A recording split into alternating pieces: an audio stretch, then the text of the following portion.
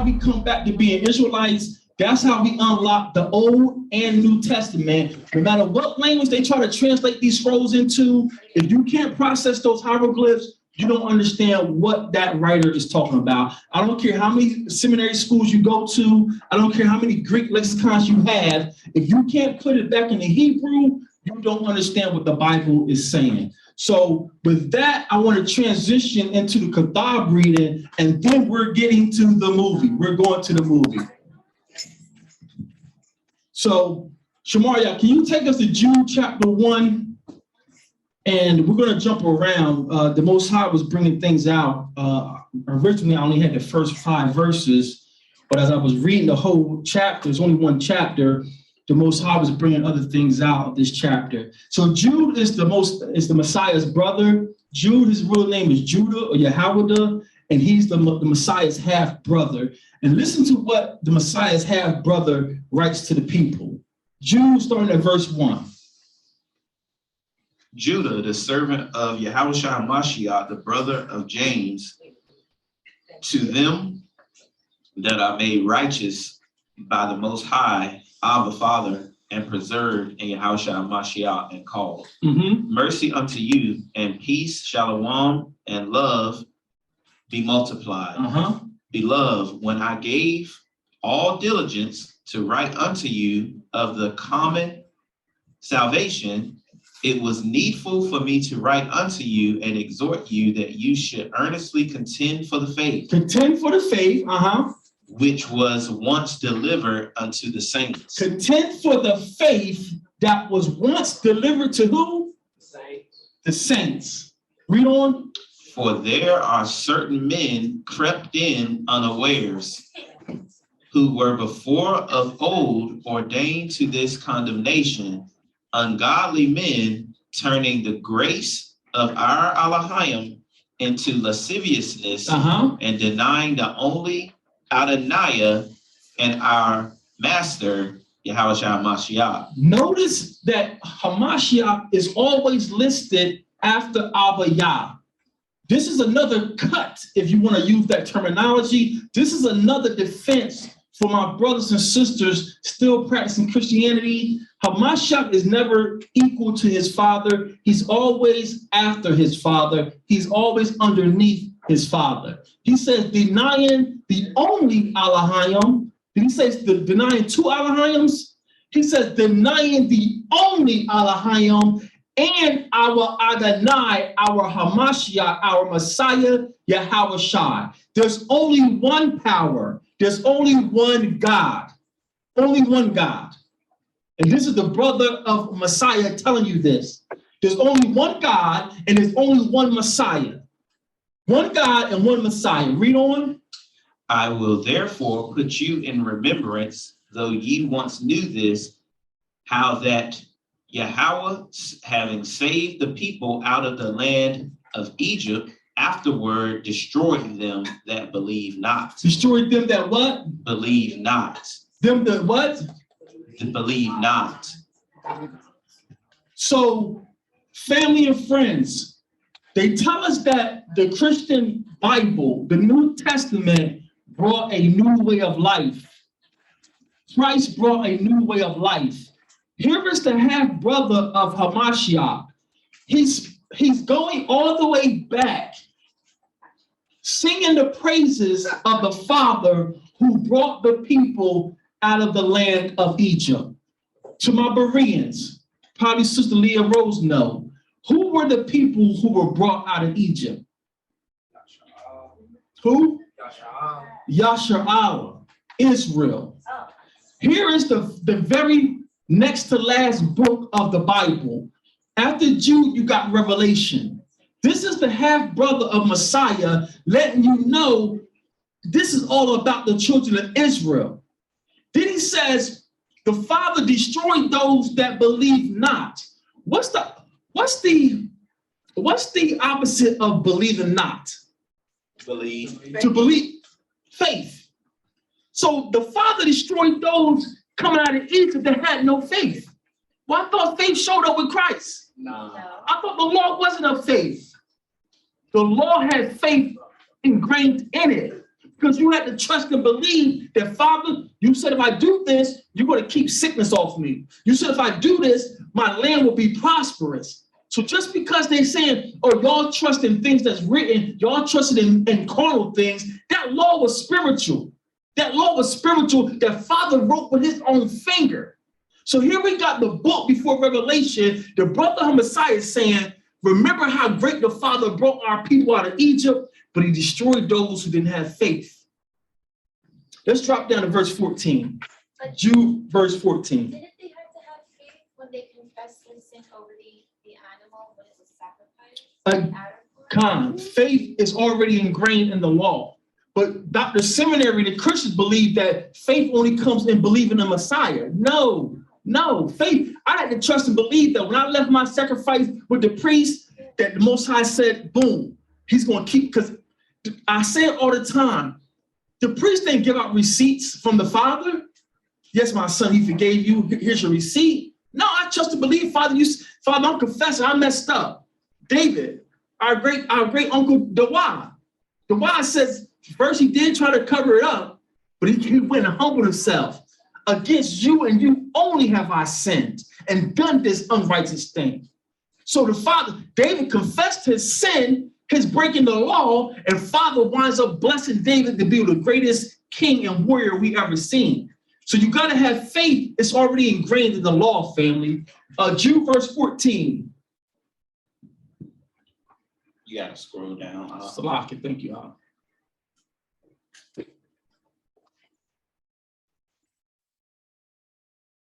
The window shown, I got to remember the window. So this is Jude verse 14.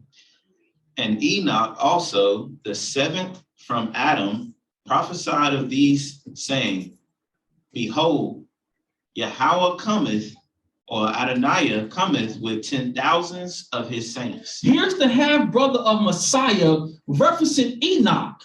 This is Messiah's half-brother referencing Enoch. And why don't you read from Enoch again? My captain told me that. My captain. The half-brother Messiah is referencing Enoch because this generation is too young to remember Enoch. I don't care how strong oral tradition is. Ain't nobody talking about Enoch in this generation, but they had Enoch's writings. Our Messiah's brother is referencing Enoch, and this, the Lord shall come with 10,000 of his angels. That's not the great I am. That's Hamashiach. So read verse 15. To execute judgment upon all and to convince all that are ungodly among them of all their ungodly deeds, their sins, which they have ungodly committed, and all their hard speeches, which ungodly sinners have spoken against him. He's going to come and execute judgment upon all the ungodly, their ungodly deeds. What are ungodly deeds? What did you say? Sins. Sins. What are sins? Transgressions of the law. How's the law done? How you in church come and thank God for grace and I ain't no sinner no more? Well, how you know you're not a sinner no more? What did you change that made you not a sinner no more? Just ask questions. You don't have to be mean. You don't have to be little people, but let's have a civil conversation. I love you. Time is running short. Don't give me all this fancy, well, you got to understand my son, and well, no, what his plan was. No, don't give me all this commentary. Read it to me in these pages. How do I know what sin it is? How do I know I'm no longer a sinner? Well, he knew. He knew. So, Joanne. I knew we couldn't keep him. Wouldn't this also, at least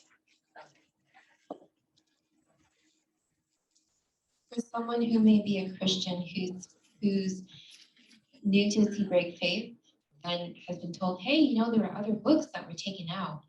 And so I'm reading this and I'm saying, but where did Enoch prophesy this? And so I'm sitting here and I'm just thinking this through and I'm thinking, well, he had to have written it somewhere. Right. It's like, so wouldn't this give some type of like validation to the book of Enoch, if that makes sense? To us who are coming out of indoctrination and buying these books for ourselves, and we're reading for ourselves, and we asking Hamashiach, show me the truth. Hamashiach's answering our prayer, saying, yes, that's good, that don't fit. Yeah. Now, when they try to throw shade on these so-called lost writings, we're up to what we up to in the King James now? Like 35, 36. I found more this week. Y'all got the text? We're up to like 50-something errors in the so-called Masoretic. So when you try to throw shade on the lost writings, but we don't know who wrote those are plagiarized, and your so-called 66, we're finding errors, things don't fit every week we add to the list. I think I'm up to like 44, 45 errors in the so-called King James. Because I know this is the first time I'm seeing this particular scripture. So for me, having read Joshua, because I saw it mentioned in Samuel, and then I saw it mentioned 2 more times, I don't know, for me, it just made me wonder, hey, maybe there's some validity, because this is what they're telling us are the books we should know, we should read and study. But it's referencing books that aren't in here. Right, and that's what we're trying. We salute the Most High for waking you up, but we got a lot more brothers and sisters still trusting in pastor, still trusting in the televangelist. Or he's healing people with his jacket and he don't read from those books. So that's what we're trying to wake the other people up, like the Most High is waking you up. That's what we're trying to wake the other people up. Answer these questions with some text, not some commentary. Like, you understand, I've been preaching 40 years. I got people, I've been smoking crack for 40 years, and they strong brothers. Just coming off the streets on heroin, and 2 weeks later, like, whoa, push-ups. Just because you be doing something a long time don't mean you right. He's so gully. You gotta, it's time now for all these fancy little words, and because you got a Greek education, and now all that acting y'all doing, people are about to die. Messiah's about to return to this earth and burn the earth. I got no time to play these fancy games with y'all. Repent or come, or you're gonna die. We got family and friends, mothers, brothers, and sisters thinking it's a joke. Think it's a game. But you can have your little crib. I'm gonna eat my little hand. You go down with your little hands. Verse 20. This is not a game. People's lives are at stake, and we got these pulpit vipers just deceiving our people. But ye beloved, building up yourselves on your most holy faith, praying in the Holy Ghost or the Ruach, keep yourselves in the love of the Most High, looking for the mercy of our Adonai, Yahushua Mashiach, unto eternal life. Build up yourself in your most holy faith. Now, we just had that exercise with our Bart root Sirach. Our way of life is concrete. There's nothing abstract. So us as Israelites, how do we build up our faith? How do we build up our faith? How do we show that to a babe? How do I show a babe? Build your faith up. Practicing the Torah. Amanah. Amanah is not abstract. Amanah is 3 characters or 4 characters. Something that's established. What's been established for us from the beginning? Commandments. You see how everything rolls together? You got these doctor seminaries, just have faith in Jesus. It said the devils believe. The devils believe. So you ain't no better than a demon. The second part of this goes over the Christians' heads because they don't have Hamashiach. They have Jesus. They don't have Hamashiach. They have Jesus. It says, verse 21, keep yourselves in the love of God. How do we keep ourselves in the love of God? The commandments. You see all these Bereans around? This ain't abstract. The Father says, if you love me, keep my commandments. And he's not going to make this so abstract, so holy, so religious. You don't know what to do. I'll just bless you, my son. Just walk in love. Just walk in the spirit. I grew up in this mess. How do you walk in the spirit? Shaking all day. Oh, Jesus. Oh, Jesus. So the genie, you late on your car note. Oh, bless food. All right. No, you ain't taking my car. Hallelujah. You keep walking that old man out there. Yeah, look at that car up. You keep behind. In the name of Jesus, you will not say you will kick me. That was a lie. You get off my car. Yeah, that car get hooked up. You walking in faith. No, walking these commandments. Walking the love of Yah is walking in commandments, family. That's how we walk through. Shalakia. And if you love me, my commandments are not burdensome. You know, so you think about it. You know, I mean, is it burdensome for you to stop eating pork? Is it burdensome for you to stop committing adultery? Is it you know what I'm saying? Like these things, man, it's just really come down to desire. These people doing what they want. They doing the works of the flesh. They doing what they want. And that's just simply what it is. Because they truly not burdensome to let these things go. It's for your benefit. It's just like, it's supposed to be a relationship. So it shouldn't be burdensome. If you notice, the Most High compares us husband and wife. So it shouldn't be, but when you in love with your wife, it shouldn't be burdensome for you to do things for her. And it's not for example, when we need something done around here, like Miss Gina's the first thing to jump up. Oh, I got it. It's not burdensome for her to take care of the bayat, to clean up, to prepare meals, to make sure everybody's doing okay. She loves to do it. That's how we're supposed to be with the commandments. It shouldn't be like, oh, I gotta keep Shabbat today. That's not love. That's not love. It's like, oh, I got to clean up if I just dirty stuff again. Like that's not how that's why he compares us husband and wife. If you love me, you keep my commandments. If you love me, I shouldn't have to ask you to do something unconscionable for me, meaning without thinking about it. Or, you know, you just do stuff. You just buy flowers just because it's out of the spirit. There you go. Out of sincerity in your heart. Like you just do it. And he even taught us how to do it. You know what I mean? So that's what it's all about. It's not rocket science. It's like a body, I said, it's dummy proof. Our life is dummy proof, y'all. Dummy proof. No mysterious, living by grace, living by faith. Everything is written down. And Reggie, go ahead. The water. Yes. I've always had the thought of when I look at within line what's being said, and Shamaria, what you said is a beautiful thought. That's exactly what it is. To add to it, when I look at, you know, keeping his commandment, keeping his word, and it's not a burden or it's not grievous or whatever different translations might say, it's not that to us, or well, basically it shouldn't be that to us. What is the burden and what is the grievous is the sin that is in us. We're contending with our own imperfections, and our imperfections don't want to obey. But if we know we're supposed to obey and then we see it, we're like, okay, cool, I'll do it because the Father deserves it. The Son deserves us following him. So it's us, it's our internal self, how we grew up, what we've learned to do, this, that, and the other, our captivity. That is the burden, and that's the grievous thing that is in us. And that is what's the opposite of his commandments. We're not contending with his commandments. We're contending with our own imperfect flesh.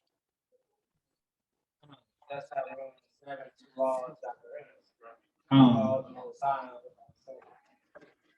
So that's why we're going. We're.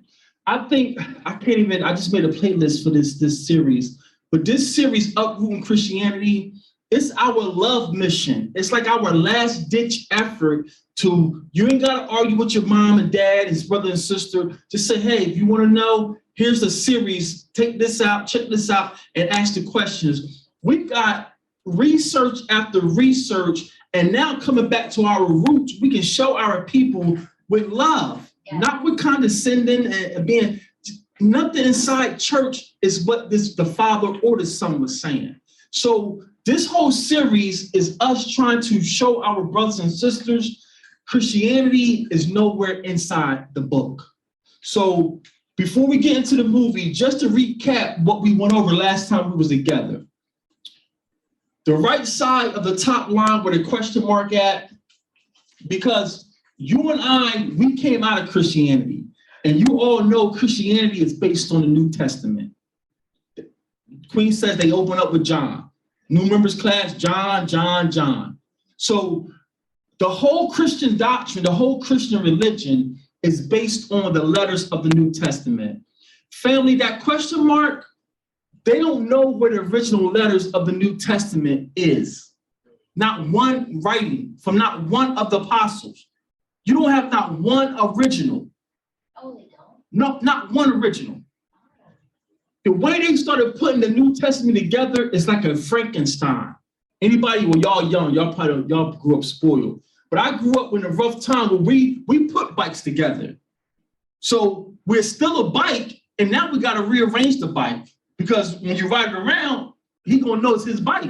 So we take handlebars from this bike and put it on this bike. We take the back frame, the back tire, so we build a Frankenstein bike. And then if you really got some money, you spray paint the whole thing.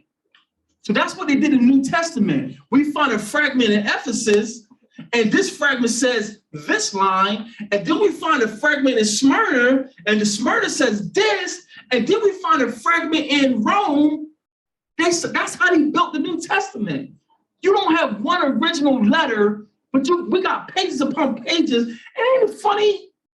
It's all smooth writing, ain't nothing missing. But you notice those italicized words, those brackets. Those additions to the text. Paul probably would have said this. Jesus probably would have said this. So we're showing our brothers and sisters, you're basing your salvation, you're basing your eternity on letters that have been invented. They've been made up. So how much? We're going to get to it, sis. So just a review, the original letters of the New Testament are missing. Tertullian invented Old and New Testament. A pagan named Tertullian, he started saying, this is the Old Testament and this is the New Testament. Not one apostle knows we have a book or a collection that we're calling a New Testament.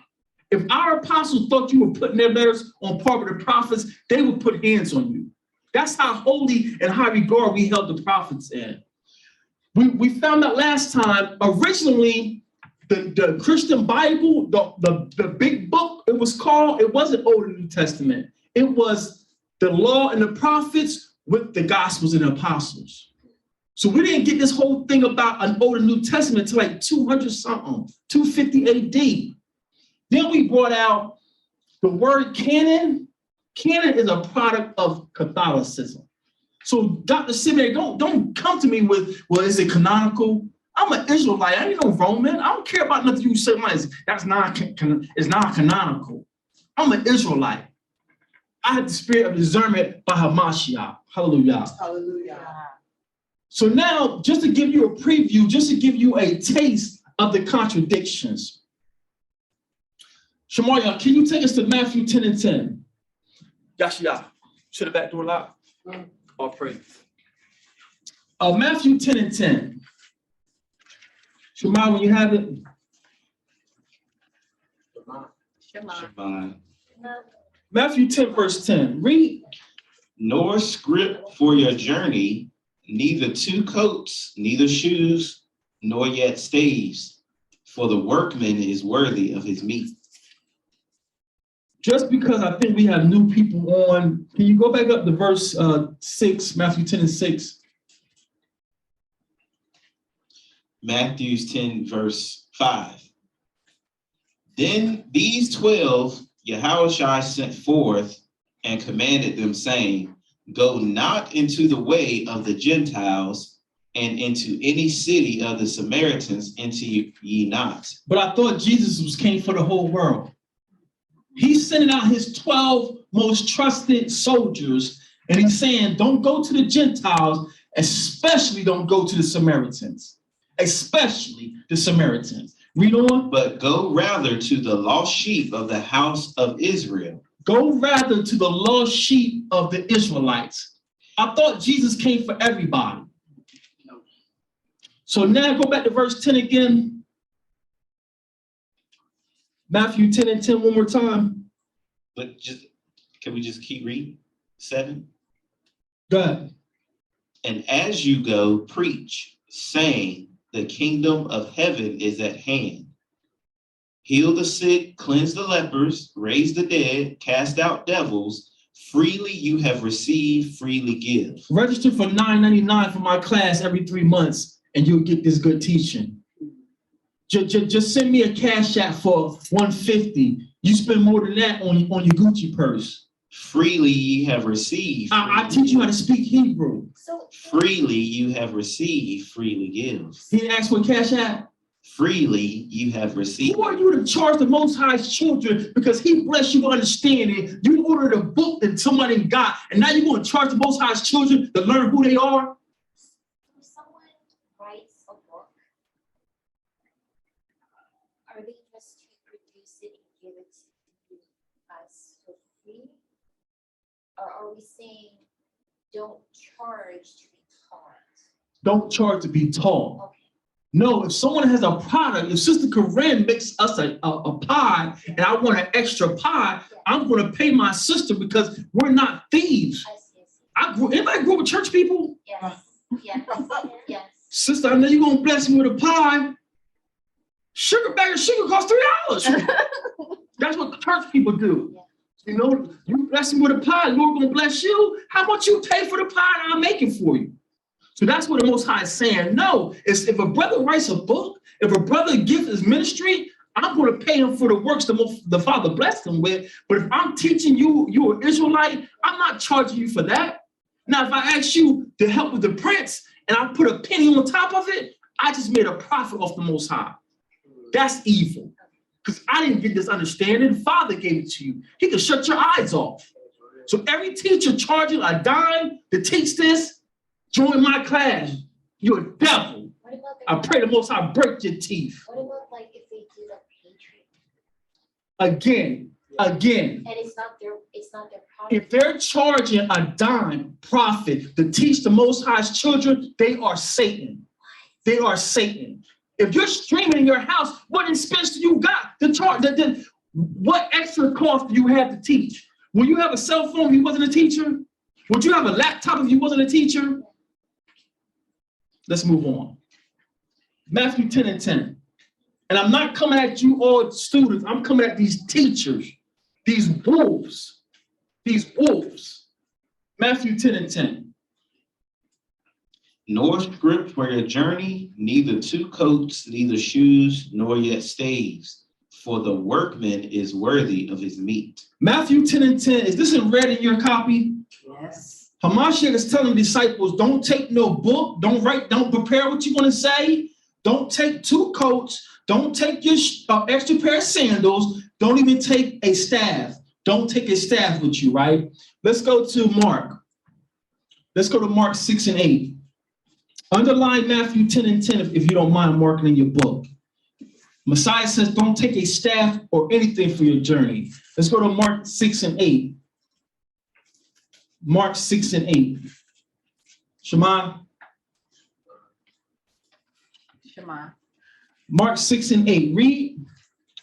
And commanded them that they should take nothing for their journey save a staff only. Say what? A staff only. Wait a minute. Matthew just got Jesus saying, don't take nothing, not even a staff. Matthew got Jesus saying, don't even take a staff. But now Mark, who was Peter's disciple, is saying, take what? Save a staff only. Matthew saying, don't take nothing, not even a staff to beat away animals, not even a staff to defend yourself. That's what we use these for. These are not just walking sticks. These are purposeful staffs. So Jesus and Matthew got Jesus saying, don't take anything, not even a staff. But now Mark is coming saying, don't take nothing except a staff. Discrepancies. Let's go to Luke 9 and 3. Luke 9 and 3.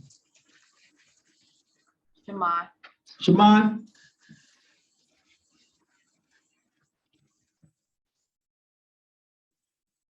Luke 9 verse 3.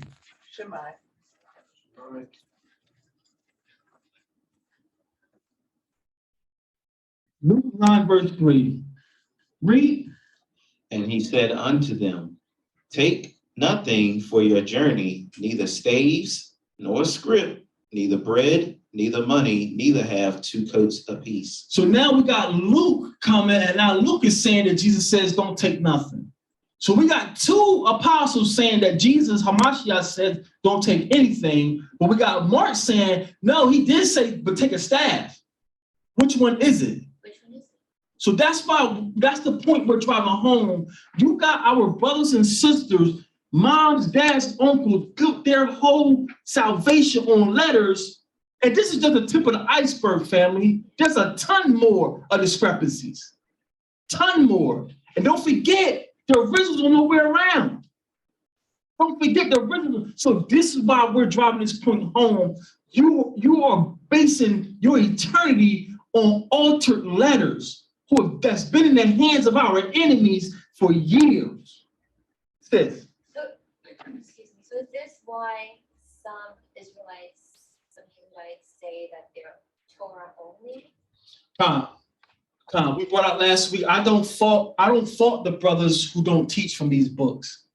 But if you seek the Father through the Son will give you discernment that don't fit our culture. I wouldn't say that. Why would I tell them I'm only sent to Israel, but now this thing is for the whole world? This is the discernment that comes directly from the Son of the Most High.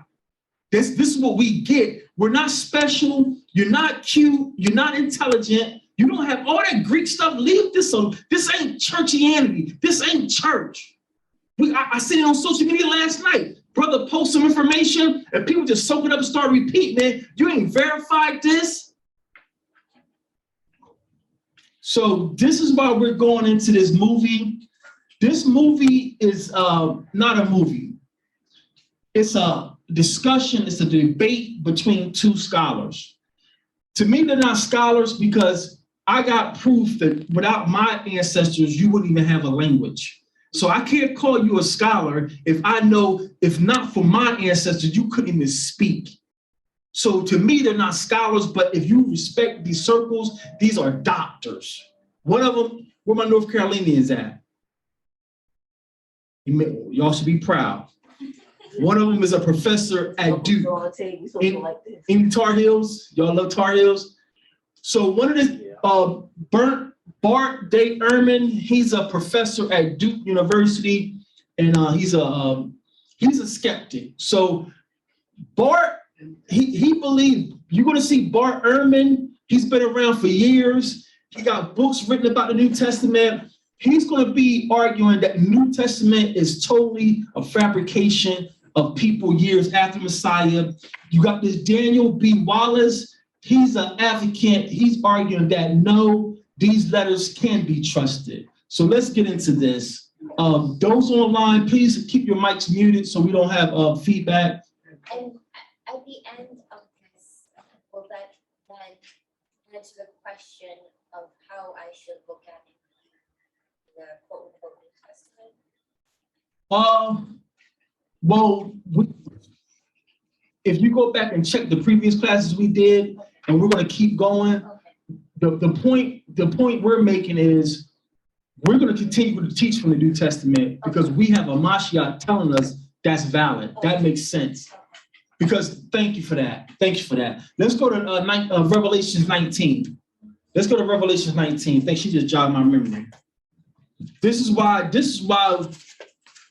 we hold both of them near and dear, but we hold the prophets higher than the letters of the New Testament. Let's go to Revelation 19 and verse 10. Revelation 19 and 10. Shema. Read. And I fell at his feet to worship him. And he said unto me, see thou do it not. I am thy fellow servant and of thy brethren that have the testimony of Hamashiach. Worship Elohim. Worship Jesus. Worship Elohim. I'm your brother, and I have the testimony of Messiah, but worship God. For the testimony of Hamashiach is the spirit of prophecy. The testimony, Shemaiah, please stay with me. Do not be making up stuff. The testimony of Hamashiach is the New Testament. It is the spirit of prophecy. It is Paul. It's the spirit of prophecy. We read the prophets because that's how we get Messiah. Prophecy is the spirit. Prophecy is the revelation of Messiah. Does anyone have any prophecies in the New Testament? No. There's no prophecy. Only book of prophecy in the New Testament is what? Is the book we read is Revelation. Yeah. So when you build your whole life on the apostles' letters, you're falling short. So the spirit of prophecy, oh, sorry. The spirit of prophecy here is talking about the prophets. The prophets. We see Messiah all the way back in Genesis. So it's not talking about any particular writer or any, well, let's go back. What am I trying to say? It's not talking about, okay, I'm sorry. I said, my mind is in, because I'm coming from a denomination. Oh, I'm coming from a denomination, Seventh-day Adventism, that teaches that this scripture is talking about the writings of Ellen G. White. And I always pushed back against that because they made it seem as though she's like the last prophet.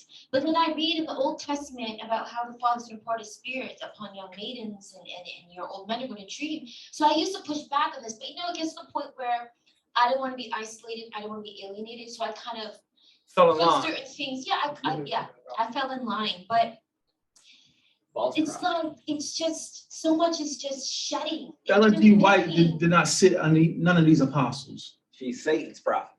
The prophets heard from Yah, and these apostles walked with the 12 walked with Hamashiach.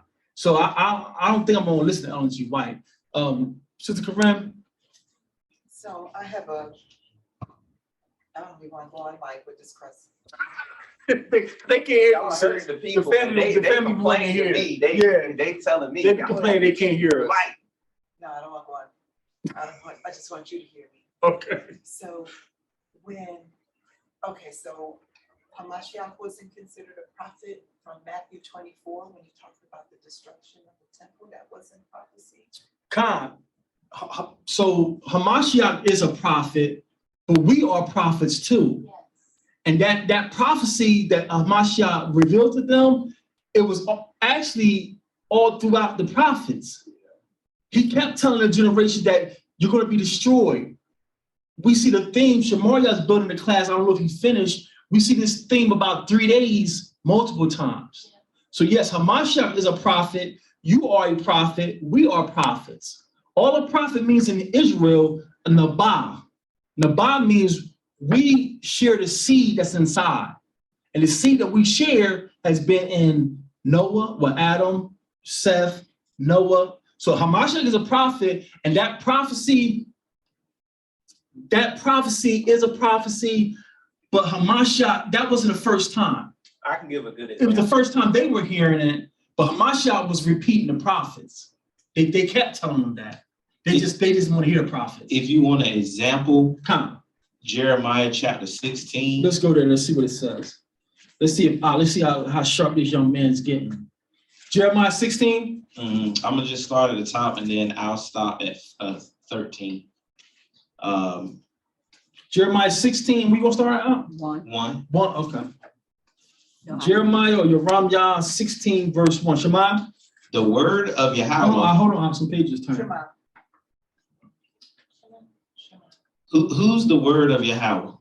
Hamashiach. The word of Yahweh came also unto me, saying, Thou shalt not take thee a wife, neither shalt thou have sons or daughters in this place. For thus saith Yahweh concerning the sons and daughters that are born in this place, and concerning their mothers that bare them, and concerning their fathers that begat them in this land. This is Jerusalem, right? Judah?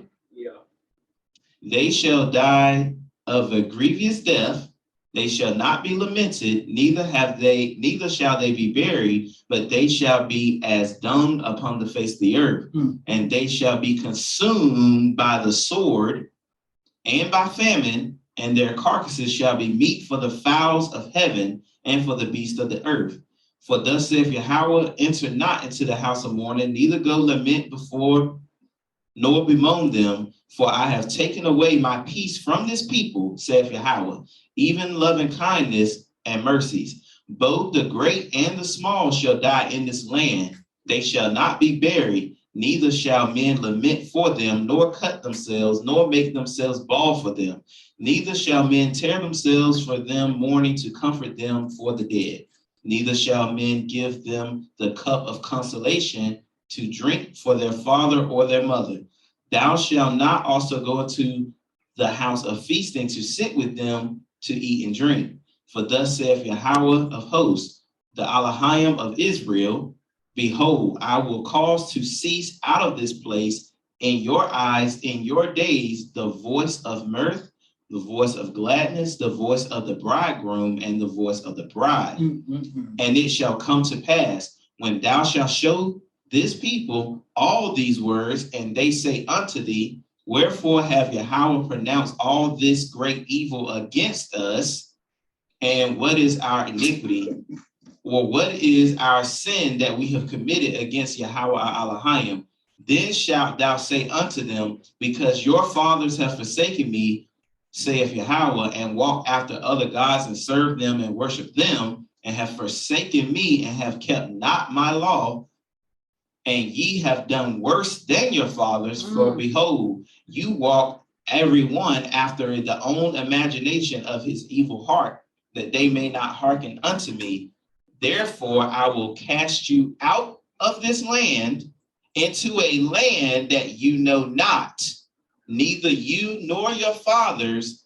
There shall ye serve other Elohims day and night, where I will not show you any favor.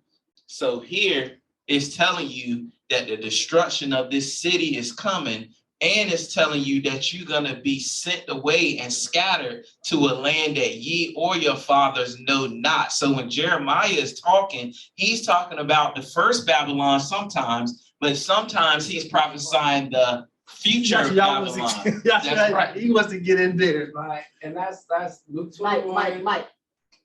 Yeah, Project. that's Luke 21. When the Gentiles and the heathen take over Jerusalem, and then we're getting scattered abroad all over in every nation. That's Matthew 24 with the destruction of the temple, and that's Deuteronomy 28. We go into slavery, serving other guys in other lands. So y'all gotta slow down, because y'all are becoming seasoned, and we got babes on the line, and so you gotta be so. For those, because if you take this to a Christian, to a seminary person, and you read what we just read in Jeremiah 16, he's going to say that already happened. But the point Shamaria is driving home is you can't say this is a physical Babylon, because we knew Babylon. We would travel to Babylon as much as we please. So when he says, I'm going to send y'all to a land that you and your fathers know not, that's us. That's us. Because everywhere in Europe, our fathers been there. The Northern Kingdom was in Spain before anybody. The Northern Kingdom was in the mountains before anybody. So this is when Hamashiach gave that prophecy. Says Hamashiach wasn't given any new prophecy. That's why we try to tell the Christians, y'all think y'all got a new life in Hamashiach. Hamashiach was just speaking prophets to you, but since they had stopped reading the prophets, they didn't know. They thought he was a great. They go, wow. And Hamashiach was like, if you just read the prophets, you would know this. You're listening to these Pharisees because they got nice clothes. And you're going to stand, Rabbi so-and-so is walking through. And Hamashiach just giving them the prophets. So Hamashiach wasn't giving them no new prophecy. Everything, and then he says, Father says, I gave y'all similitudes. I kept giving y'all, and y'all couldn't catch it. We call it Hebrewisms. The Father said, I kept giving y'all Hebrewisms all over the place. That's why it says, when Hamashiach came in Jerusalem, riding on that donkey, if you knew the prophet, that was over. This is him. You realize what was going on, that the king has come into the city. They could, how would he know to do this? This man is barely 30-something years old. When he came right on Jerusalem on a donkey, that's game over. He's the Messiah. Went over their heads. Went over their heads. And that's what we're telling the Christians. Y'all following this doctrine that the law is done, and y'all basing everything on these letters of the New Testament. You're not realizing these New Testament letters have been butchered, adulterated, and you can't process the Hebrew, and you're basing your salvation on these letters. We got to move on after this. Quickly, in 1 Peter chapter 2, verse 9, where it mentions us being a chosen generation of royal priesthood, is I'm trying to understand, if we're all prophets and we all are part of this priesthood, why was there a specific tribe that dealt with the things pertaining to the temple? Do you understand what I'm trying to ask? Yeah, I do. That's a great question. And we don't have to answer it now. It's going to be something wrong. No, it's just a simple question. Okay. Our whole nations are prophets and priests, but that one tribe are servants inside the temple. I see. So you and I, we're coming from Judah. We can't work in the temple. Okay. So when I get back home, me and Gina gonna be chilling. I'm gonna be at service chilling with y'all. I'm not gonna be doing all this talking and sweating. I'm gonna be in the congregation with my wife eating grapes. Like I try to tell them back over in America. Yep. So just one tribe can work. The Most High says this tribe is my priesthood, physical workers inside my house. But the whole nation, when you go out, they should be seeing Yah in you. Yeah. They should be seeing Messiah in you. Simple question. Great question, though. So let's move on. Let's get through this today. Can y'all hit the lights for us? Yes.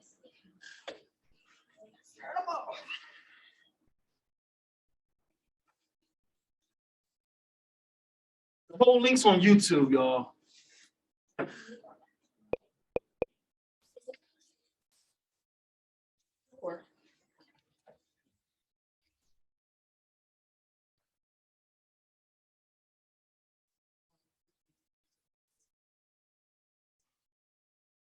The better. Can we trust the New Testament? This question could mean a number of different things. It could mean, is the New Testament historically accurate? It might mean, is it theologically true? It might mean, is it internally consistent? Those are all important questions, but they are not our focus tonight.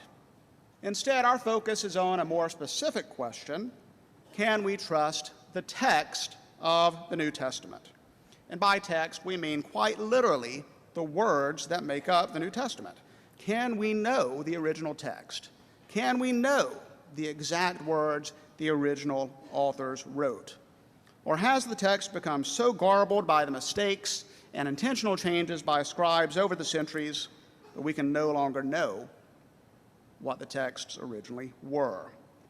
Another way of thinking about this question is to ask this: how badly did ancient and medieval scribes corrupt the text of the New Testament? This is a crucial question for properly understanding the New Testament. And as our speakers will note, we do not have any of the original manuscripts that the biblical writers produced. We don't have a single original, not a single autograph. I refer you to the glossary in your program for definitions of technical terms like autograph. Instead of autographs, what we have are copies, or rather copies of copies, or even copies of copies of copies. On the one hand, we're fortunate to have thousands of these copies, over 5,800 Greek manuscripts of various sizes, with more still being discovered. For example, a team from the center led by Dr. Wallace just this past spring discovered 4 new Greek biblical manuscripts in Athens. In addition to Greek manuscripts, we also have thousands more manuscripts in languages like Latin, Coptic, Ethiopic, Slavic, Georgian, Armenian, Syriac. We also have quotes and allusions to the New Testament from various ancient writers. So this is a remarkable set of data. Think of the skill set that scholars have to work to actually read all of these languages. This is why text criticism is one of the most difficult subfields of biblical studies in which to work. This abundance of data, however, creates its own set of problems. We have all of these manuscripts, but they differ from each other because of the text variants introduced by scribes. When we compare the different readings, can we determine that one reading is more likely to be original than the others? If not, if we can't construct the original text, how far back can we push it? How early can we get? And if we can't determine the original text, how much does it matter? These are the sorts of questions that text critics tackle, and we're fortunate to have 2 of the best-known text critics in the world, Daniel B. Wallace and Bart D. Ehrman. We'll see that when they examine the evidence, they find much with which to agree with each other, but they find much on which they disagree. Ehrman has argued that we can't always know the original text of the biblical writers, while Wallace's center is devoted to the great and noble task of determining the autographs of the New Testament. That's a quote from the center's website. For Ehrman, we will always have significant gaps in our knowledge of the original text unless an autograph turns up. For Wallace, while the task of determining the original is not complete, it can be done, and we are well on our way to doing it. Clearly, they disagree. And yet, as you'll see, despite their differences, they obviously have great professional respect for each other. Our format for tonight is laid out in the program. Each scholar will present an opening argument of approximately 30 minutes. First Dr. Ehrman, then Dr. Wallace. After the opening arguments, the two will have opportunities to respond to each other, and then another round of response after that.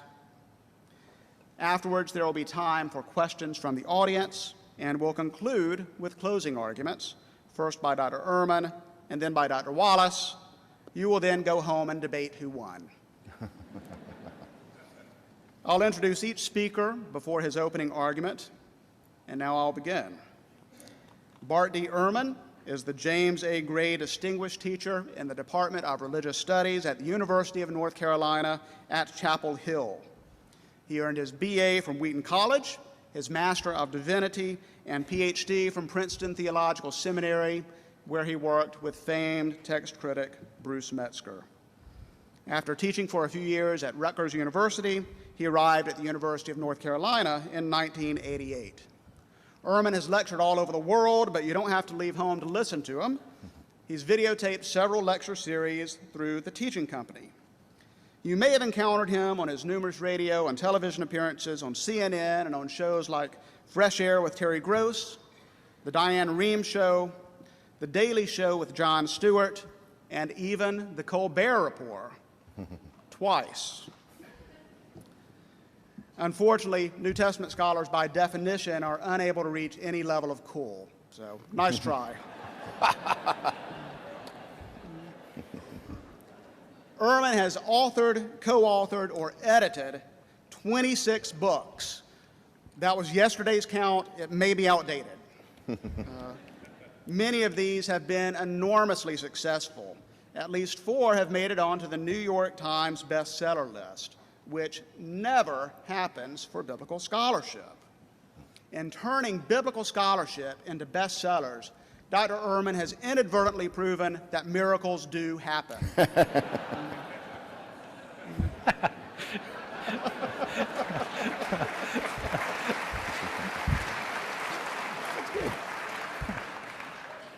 His books range from technical studies of inscriptions and particular text critical problems to widely used introductory textbooks such as the New Testament, an historical introduction to early Christian writings, which just entered its 5th edition, to works on the historical Jesus, the lost Gospel of Judas, and Peter, Paul, and Mary, Magdalene.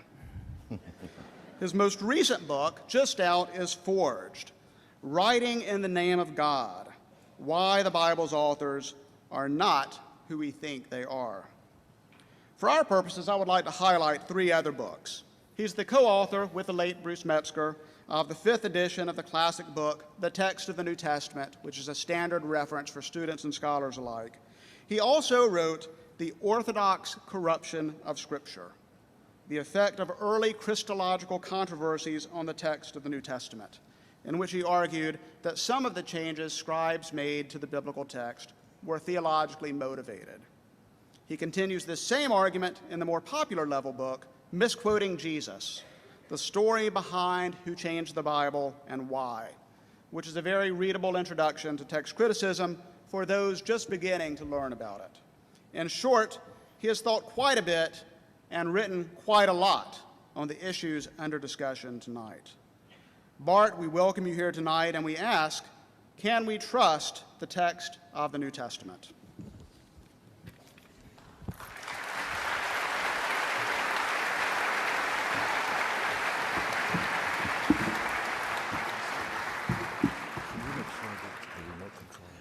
Well, thank you very much for that generous introduction, Mark, and thank you all for coming out. Just to get things started, let me ask, how many of you would consider yourselves Bible-believing Christians? Right, okay. How many of you are here to see me get creamed?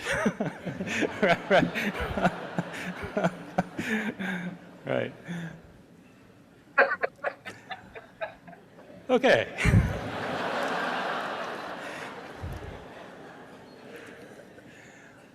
All right, so all I ask is that you approach it with an open mind. I have long thought about these issues, as Mark was pointing out. I did my PhD with Bruce Metzger, who was the world's leading scholar in text criticism. I was his final PhD student. I did both a master's thesis and a PhD dissertation under him. And then when I graduated from Princeton Seminary, I wrote for several years nothing except for books on textual criticism. I decided a number of years ago, 5 or 6 years ago, to try and write a book for popular audiences to explain what it is scholars have said about this field, and that was the book Misquoting Jesus that Mark mentioned. I should say that when I wrote Misquoting Jesus, that's not the title that I wanted to give it. You may not know this, but scholars who write books for popular audiences usually don't give the titles to the book. They're not allowed to give the titles to the book, and it's not a title that I wanted. Actually, since the book deals with how the New Testament had been transmitted over the centuries by scribes who sometimes changed the text, my preferred title for the book was Lost in Transmission, which I thought was a pretty good title. My publisher, though, decided against it because they thought that in places like Texas, if we called it Lost in Transmission and somebody went to the Barnes & Noble and saw it on the shelf, they would assume that it was a book about NASCAR. I suggested that might improve sales.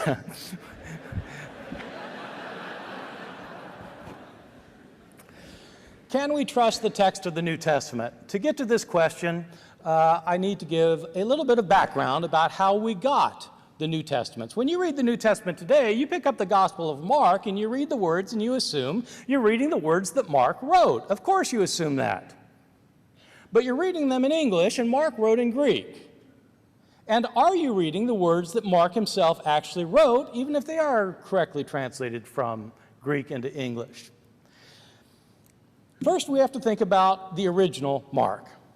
We don't know who Mark was, we don't know where he lived, we don't know when he was writing. It's usually thought that he was a Greek-speaking Christian writing sometime around the year 70, so about 40 years after Jesus' death. And some people think he was writing in Rome. I don't know where he was writing. Let's say he was writing in Rome. Let's say he's writing in Rome around the year 70. Mark wrote down an account of Jesus' life, death, and resurrection. This book that he wrote was put into circulation the way books were typically put in circulation in the ancient world. It got handed around.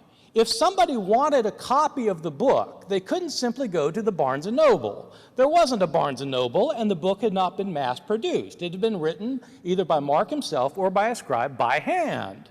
If somebody wanted to have a copy of their own, they had to make a copy, or to have somebody else make a copy for them. And so Mark was eventually copied. Maybe Mark was copied many times. Maybe he was copied only a couple of times. But once it was copied, more copies were needed, and so some people copied the copies.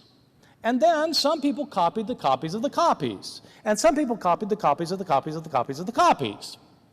Now, I don't know if you've ever tried to write out a copy of one of the books of the New Testament, like the Gospel of Mark, but I can guarantee you, if you do that, you're going to make a mistake. You might make lots of mistakes. And you are much more highly educated and literate than the vast majority of early Christians. Mistakes happen when people copy texts. And the problem is, when somebody copies a text and makes a mistake, the next person who copies the copy replicates the mistakes of his predecessor. And he makes mistakes of his own. And then somebody comes along and copies that copy. And when they copy that copy, they replicate the mistakes of both of their predecessors, and they make their own mistakes. And then somebody copies that copy. And it goes on like that for year after year after year. The only time mistakes get corrected is when a scribe is copying a text and they realize, oh, this copy has a mistake. And they try to correct the mistake.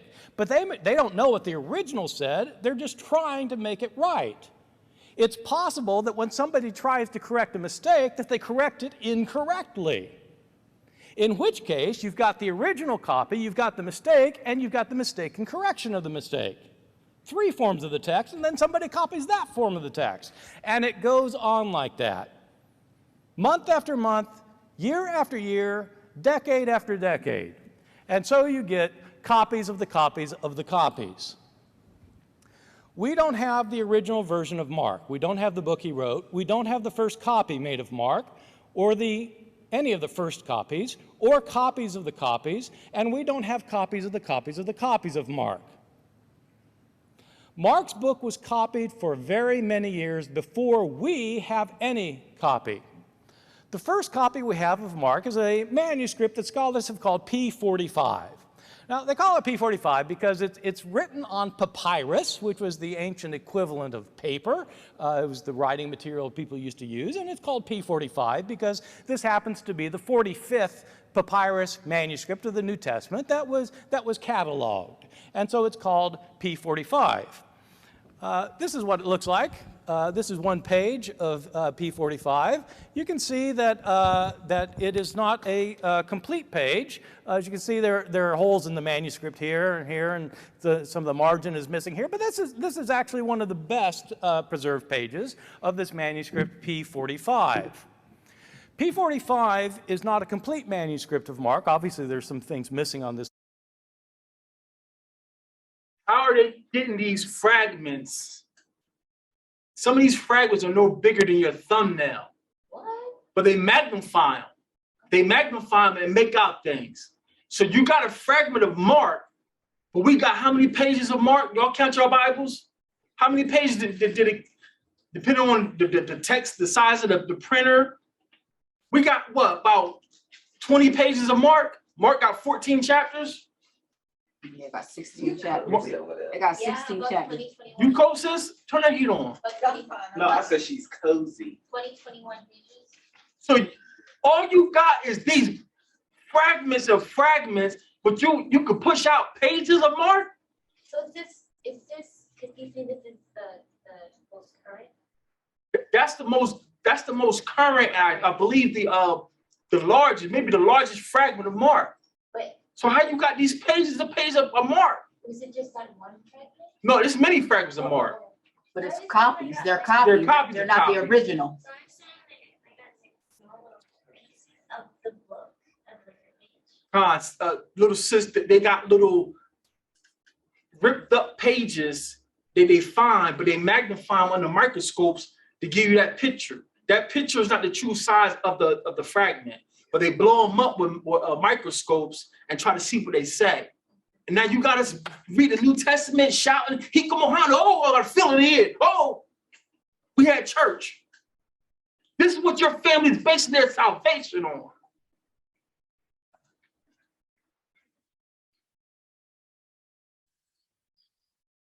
Hit the big play at the top. Fast, so I want to see all this again. Sorry about that. Was put into circulation the way books were typically put in circulation in the. Yes, now hit your space bar. Yeah. All right, so I can't. Since they don't. Magdalene. Since they Bart, we welcome you. Assume that it was a book about NASCAR.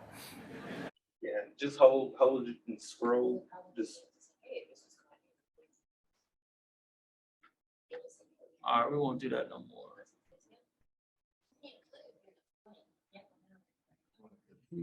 no, you can do it like that. You can do it, but you gotta hit it play, then just click the spot where you kind of guesstimate Where's that? where you want to go forward. Almost everybody thinks.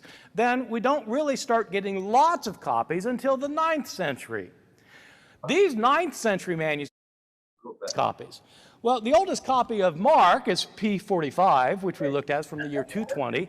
We have a fragment of a piece of the New Testament from almost 100 years earlier, maybe 100 years. It's hard to date these things. The way they date manuscripts is on the basis of handwriting analysis, basically. I mean, to simplify things, it's on the basis of handwriting analysis. There are scholars who are called paleographers who are able to look at a Greek manuscript and on the basis of the style of the handwriting tell you when it was written within about 50 years. Well, so we have this scrap called P52, the 52nd papyrus cataloged, which is a tiny scrap, probably from the early 2nd century, so maybe 180 years or 100 years before P45. It's a little credit card-sized fragment. It's about the size of a credit card, written on both front and back, that contains some parts of some verses from John chapter 18. The trial of Jesus before Pilate. It doesn't contain any complete verses. It is a triangular-shaped fragment that was discovered in the basement of the John Rylands Library in England, where scholars realized what it was. It was discovered someplace in Egypt, as all these papyri were. So it gives us a few verses, which is great. I mean, it's great to know that you had a copy of John floating around in the early 2nd century, but it's just a few lines. It isn't very much. The vast majority of our manuscripts that survive are from after the 9th century.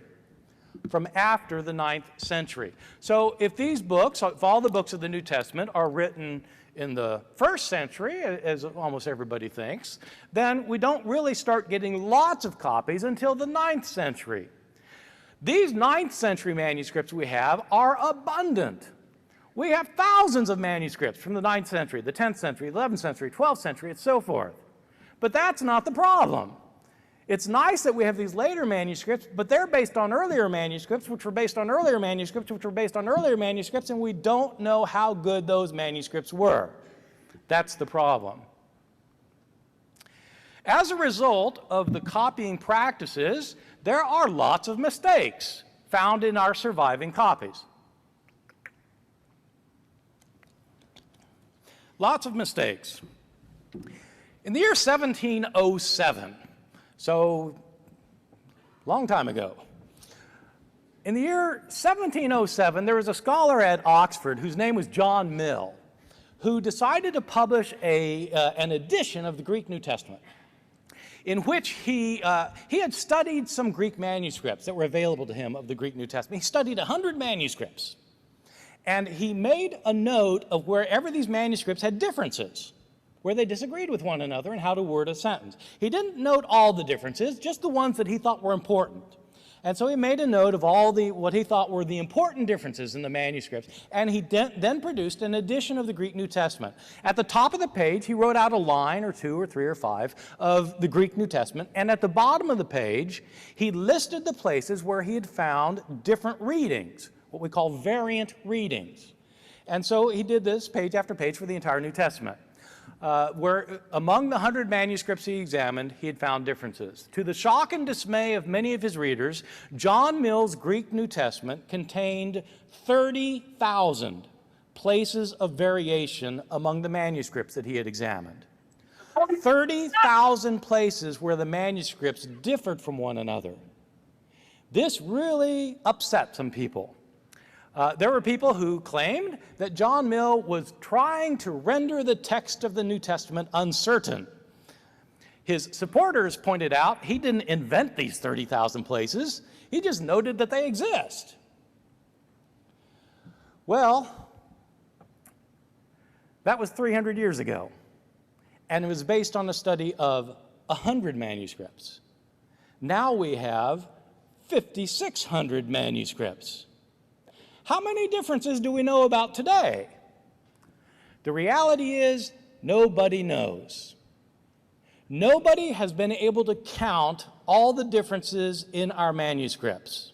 Some scholars say there are 200,000 differences. Some say there are 300,000 differences. Some say there are 400,000 differences. We don't know. Even with the advances of computer technology, we don't know. One thing we can say for certain is that there are more differences in our manuscripts than there are words in the New Testament.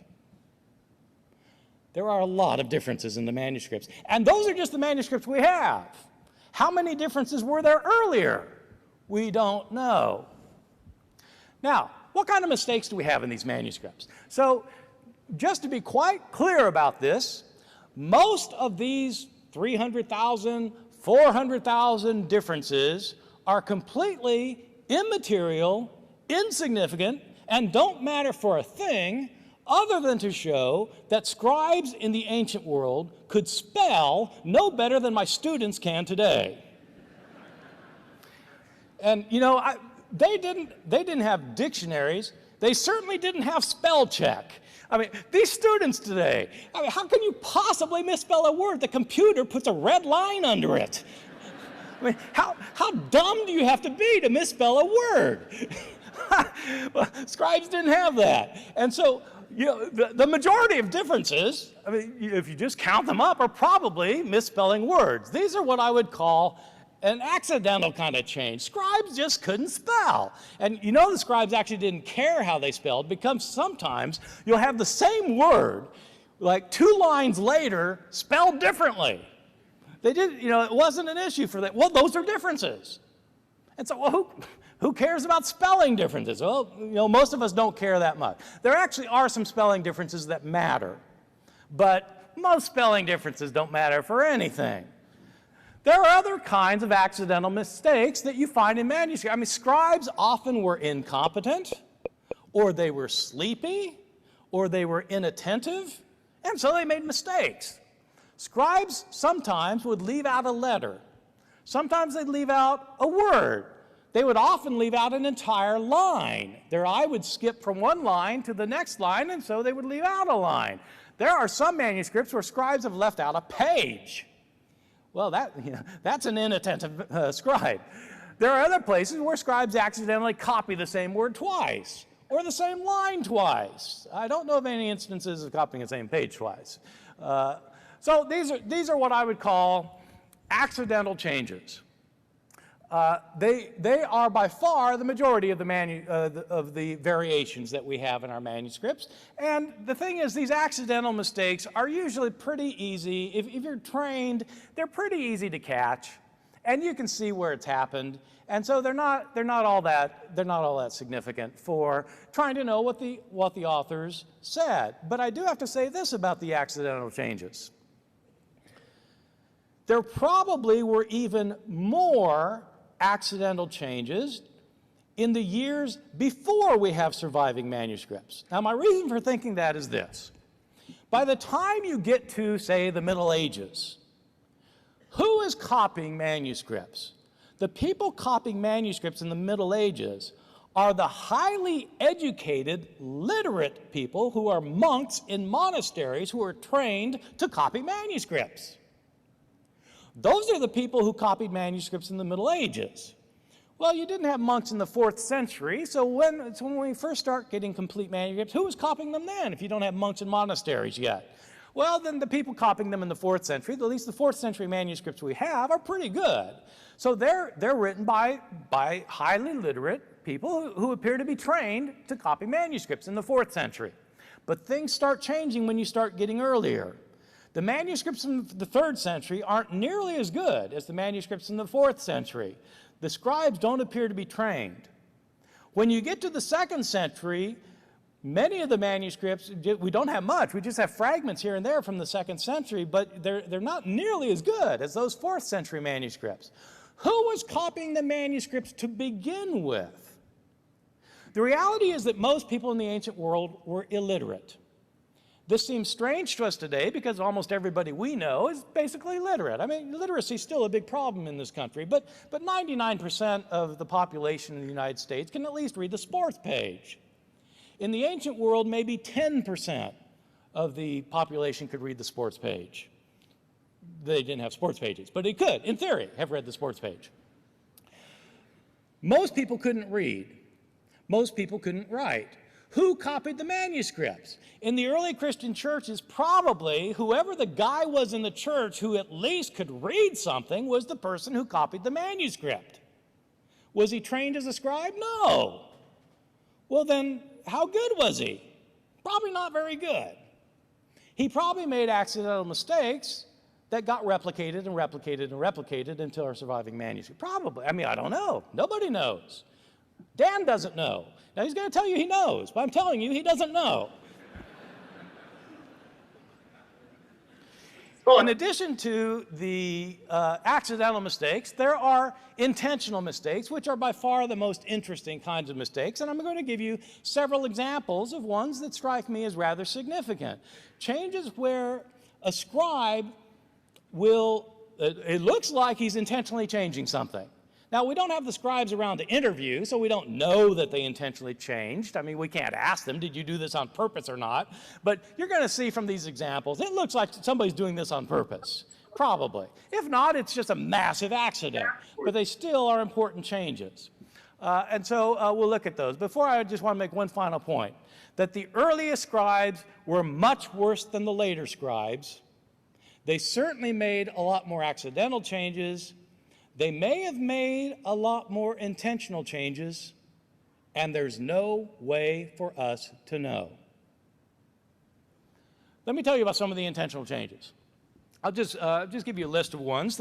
These will be passages that if you know your Bibles well, which I have a strange feeling you do, unlike my students at Chapel Hill, these will be passages that you probably know about. In the King James Bible, 1 John chapter 5, verses 7 and 8, provides us with the only place in the entire New Testament where the doctrine of the Trinity is explicitly taught.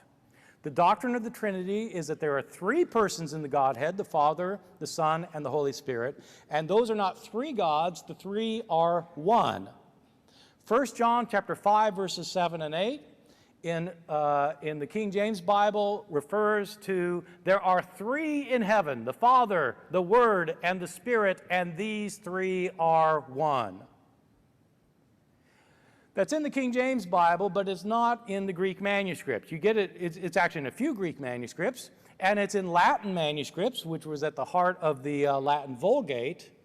It's an important verse because, as I said, you can intuit or you can reason towards the Trinity from other passages in the New Testament. This is the only passage that explicitly teaches it, and it wasn't originally in the New Testament. Dan and I do not disagree on this point. This verse was not originally in the New Testament. Is it an important verse? Well, it was for my grandfather. When the Revised Standard Version came out in 1952, he went through the roof, because it didn't have the teaching of the Trinity. They took out the Trinity. This was a huge offense. Not nearly as offensive as I would be to him, but it was a huge offense. Well, it's a rather important matter whether this verse is in there or not. Is Jesus ever called the unique God in the New Testament? It depends which manuscript you trust for John chapter 1, verse 18. Some of our manuscripts, the manuscripts that some textual scholars prefer and others don't prefer, some in this verse talk about Jesus as the unique God. No one has seen the Father at any time. The unique Son or the unique God who is in the bosom of the Father, that one has made him known. Is Jesus actually the unique God himself? Or is he the Son of God? Both are important, but I mean, it does matter whether Jesus is called God, the God, in the New Testament. Depends what you do with John chapter 1, verse 18. God, and he's the Son of God. Does the Gospel of Luke teach a doctrine of atonement? The doctrine of atonement is that Christ's death is the death for sins. Luke, interestingly, changes a number of verses that he found in his predecessor, the Gospel of Mark, which talked about Jesus as an atonement for sins. Okay, so this is a little bit complicated, but everybody, most Bible scholars, I think most Bible scholars agree that Mark was the first gospel written and that Luke copied Mark for some of his stories, and he got stories from other sources. One of the verses in Mark is a very famous verse from Mark chapter 10. The Son of Man came not to be served, but to serve and to give his life as a ransom for many. This is. You said what now? I'm hoping it don't go bad. What's our been in Mark? 35, 25. 35, 25. So Dr. Ehrman from Chapel Hill is saying that Mark is the earliest gospel. And he says many scholars agree. This is how you got to be Bereans and catch their wording. Many scholars agree. Well, who are these scholars? Mm-hmm. And then if Mark is the first Basor, well, Matthew says only don't take anything. Mark comes and says take nothing but a stave, but then Luke says don't take anything. Mm-hmm. So if Luke is copying off Mark, he would have the same thing as Mark. Mm-hmm. Luke has the same thing as Matthew, saying don't take nothing. Mm-hmm. So I have more witnesses that Matthew report is first. Mm-hmm. So that's why you got to sharpen your ear and pay attention to their catchphrases. Most will agree. Most say. Well, who was these Also, most? too, he said that people were illiterate, but I'm thinking y'all people were the illiterate ones, because our people, the Most High told us to write what to write and who to write and stuff like that. So we had a system of history. It wasn't just the prophets wasn't just the ones writing. We were all told to record like the things that was happening with just our life and in general. So I think the problem is the Hebrews wrote to the Hebrews, but when because of the sin, the Greeks and Romans, the Maccabean and the Roman period, they're the ones that found the letters and the fragments of fragments that they ripped and half burnt and all that stuff. Mm-hmm. And they're the ones who try to translate and literate and piece the stuff together. Mm-hmm. I don't think it got nothing to do with us, with the Hebrews at all. You're saying they're the ones that are illiterate. They're the ones that are piecing the pieces because the what century he said, the ninth century. The whole fragment. We ain't writing nothing in the 9th century. We're in slavery. We're scattered in Europe. So I'm like, yeah, y'all people are the Greeks and Christians. Our people who wrote the original are not Christians. Plus, what did Pilate write above Hamashiach's crucifixion? King of the Jews. King of Greek and Latin and Hebrew. So who was illiterate?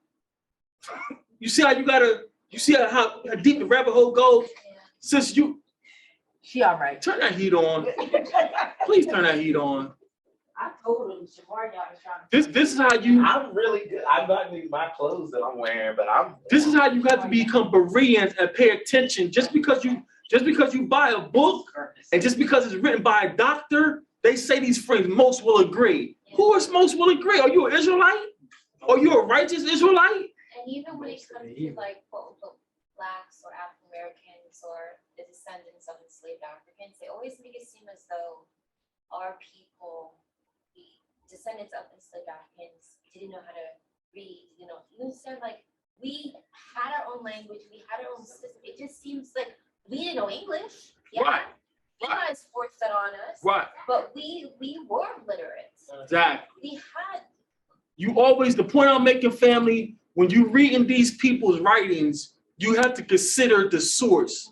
Whose vantage point is the story being told from? Just because I can't read Greek, you calling me illiterate? I can read Hebrew. I'm not illiterate by my people's standards. Let's continue on here. So how can I hopefully just hit play? You sure? Verse that Luke excluded when he gave his account of Jesus' life. He doesn't include that verse for whatever reason. It is striking that the only place where Luke's ideas about Jesus' death indicate that his death was an atonement for sins is in the passage Luke 22, verses 19 and 20, where Jesus it's at the Last Supper. Jesus, in Luke's gospel, Jesus first gives the cup before he gives the bread. This is the cup of the new covenant, etc. Then he gives the bread. This is my body broken. And then in some manuscripts, it doesn't just say this is my body that's been broken. It says this is my body that has been broken for you. And then it goes on to say, this cup is the covenant of my blood, which is shed for you. The death of Jesus for the sake of others, which is otherwise missing in Luke. And you say, well, so what if it's missing in Luke? It's in Matthew. Okay, but does it matter what Luke says or not? You say, no, it doesn't matter. It just matters what Matthew says. Really? Luke doesn't have a doctrine of atonement depending on which manuscript you trust for chapter 22. The favorite story of many Bible readers of Jesus is the story of Jesus and the woman taken in adultery. Jesus is teaching in the temple. Y'all know the story. It's in all the Jesus movies. This story is so good, you can't leave it out of a Jesus movie. When Mel Gibson made The Passion of the Christ, even though it was about Jesus' last hours, he had to include this story, so he included it as a flashback, right? Jesus was remembering this happened, because you can't make a Jesus movie without the woman taken in adultery. Let the one without sin among you be the first to cast a stone at her. It's found in manuscripts of the Gospel of John, but it's not originally in the Gospel of John, probably, because it's not in the earliest manuscripts of John. It's a story that was added later after our earliest manuscripts. How many stories were added before our earliest manuscripts? We have no way of knowing. What he's saying, the woman caught in adultery is not in the original. Why would these pagans add that story into our elders' writings, family? They want to commit adultery. You hot. Because supposedly what did Hamashiach say? Go and sin no more. So adultery in our law, they supposed to be killed and stoned. The law is done. He told her that I don't condemn you. No one is here to condemn you, so I don't condemn you. So that's their go-to. You see, y'all Jews worry about the law, but we got here, Messiah didn't stone her. The law is done. You see why they added stuff like that? These pagans are adding things to undermine our covenant. This is for everybody. All we need is Jesus and believe on him. He ain't stoned that woman, so we ain't got to do none of the law. So if you get them to divert from Paul, if you make them, the Christians I'm referring to, if you steer them away from Paul and take them back to Hamashiach's word, they'll use that and say, well, if you want to talk about Hamashiach, he allowed the woman who was found in adultery to go free. He didn't condemn her. They always use that scripture. And now I'm going to take you, listening to these people help you be a better Berean. Because now some people will use that and say, see, Jesus broke the law because he didn't stone that woman. So you got two spectrums. The spectrum saying, see, Jesus did away with the law because he ain't stoned the woman. And then you got those non-messianics saying he can't be our Messiah because he committed sin. He should have stoned that woman. And the story is not even in the letter. Somebody pagan added the story. That's crazy. And I've heard whole sermons preached out. All that. I know, that's crazy.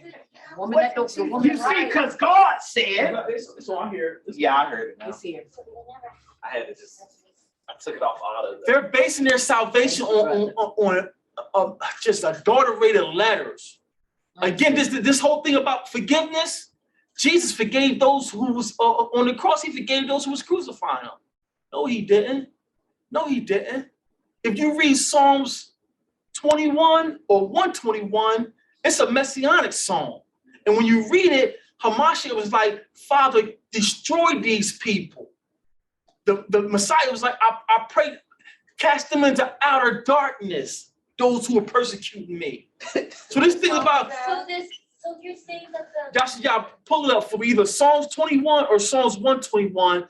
It's a messianic because it's a Messiah being crucified, and Messiah don't pray for them. Psalms 22. So you're saying this whole thing about he prayed for them on the cross, he didn't pray for them on the cross. He didn't pray for these people. This whole thing, be a forgiven Christian, it's not in our scroll. You talking about the one that said, Father, forgive them for they know not what they did? Right. Yeah, it's 22. Read Psalms 22. Let me see if I'm going from memory here. Ma'alahaim, Ma'alahaim. Ma'alahaim, Ma'alahaim, why hast thou forsaken me? Why art thou so far from helping me? And from the words of my roaring, my Elohim, I cry in the daytime, but thou heardest not. And in the night season, and am not silent. But thou art holy, O thou that inhabitest the praises of Yasha. Our fathers trusted in thee, and they trusted, and thou didst deliver them. They cried unto thee, and were delivered. They trusted in thee, and were not confounded. But I am a worm, and no man, a reproach of men, and despised of the people. All they that see me laugh at me, laugh me to scorn. So this is the Messiah. This is a messianic. This is not David writing. This is Messiah writing through David. Read on. They shout out the lip.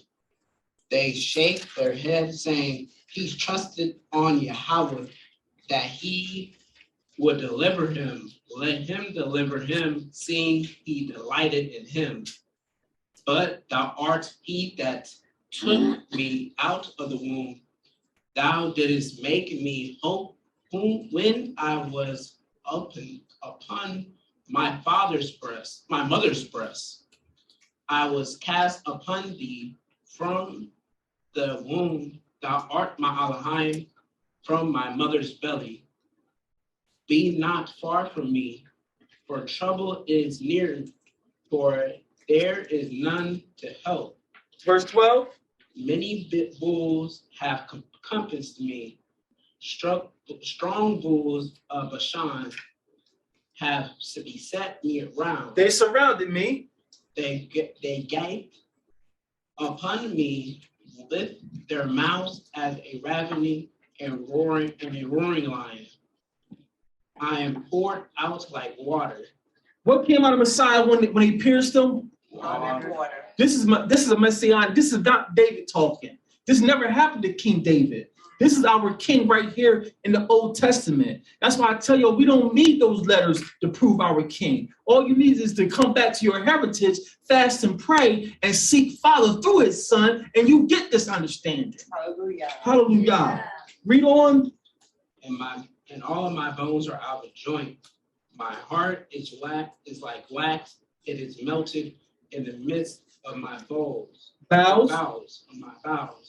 My strength is dried up like a potsherd, and my tongue cleaveth to my jaws. And thou hast brought me into the dust of death, for dogs have compassed me. Dogs have surrounded me. The Romans, he's calling the Romans dogs. What did he tell the woman asking him for a miracle? It's not meat to do what? Give bread to the children, bread to the dogs. So here he's talking about the Romans. The Romans have surrounded me. Dogs have surrounded me. Read on. The assembly of the wicked have enclosed me. Now, who's the assembly of the wicked? The Jews who gave him up. So you see how he contrasted the two groups? He didn't call the wicked Israelites dogs. He called the Romans dogs, but he called the wicked Israelites who gave him up the wicked the wicked assembly. Read on. They pierced my hands and my feet. I may tell all my bones, and they look and stare upon me. Verse 18. They part my garments among them and cast lots upon my vesture. But be not thou far from me, O Yahweh, O my strength, haste thee to help me. Haste thee to help me. Deliver my soul from the sword, my darling from the power of the dog. Save me from the lion's mouth, for thou hast heard me from the horns of the unicorns. I will declare thy name unto my brethren. In the midst of the congregation will I praise thee. Yea, that fear Yahweh, praise him, praise him, all ye the seed of Yahweh, glorify him and fear him. all ye seek the seed of Yasha'Allah, for he hath not despised nor abhorred the afflictions of the afflicted, neither hath he hid his face from him, but when he cried unto him, he heard. My praise shall be of thee in the great congregation. I will pay my vows before them that fear him. The meek shall eat and be satisfied. They shall praise Yahweh that seek him. Your heart shall live forever. All the ends of the world shall remember and turn unto Yahweh, and all the kindreds of the nations shall worship before thee. For the kingdom is Yahweh's, and he is the governor among the nations. All they that be fat upon the earth shall eat and worship, and all they that go down to the dust shall bow before him, and none can help keep alive his own soul. So he's saying everybody, because of your sacrifice, Hamashiach, all of those who are going to bow before you, everybody's going to give the king honor when he comes back. But that's not the one I want. There's another one in Psalms. It's just like that. It's alluding to the crucifixion. And Hamashiach says, cast them into outer darkness. So this thing about he prayed for them while he was on the cross, it's Christian folklore. It's Christian additions to our New Testament, so-called New Testament. Hamashiach prayed for those people. Shalakia, even that text that we just read obviously has some perversion to it. I mean, clearly the overall, he was alluding to Christ, to Hamashiach, but Hamashiach bones didn't get broken. Side, you know, so that part had to been some type of something's wrong with that, because that ain't accurate, but everything else was clearly accurate. And just to throw in another one to show how David, a lot of what David prophesied pertained to Christ, because Acts 2 speaks about it. We've referred to it a few weeks back. The Acts 2, when he was talking about neither will my flesh be forsaken. Neither will my flesh decay or my bones.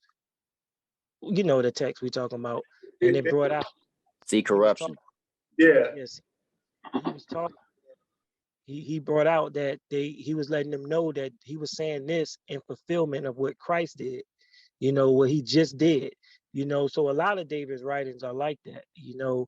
Christianity wants to believe it's just him speaking from his own righteousness, but no, it's the Most High speaking through him. Where does Psalms 26 say they broke his bones? Yeah, so I would check it in the Septuagint, but there's one, it's clearly talking about Hamashiach's crucifixion, and Hamashiach didn't say, I forgive them. Hamashiach says, cast them into outer darkness.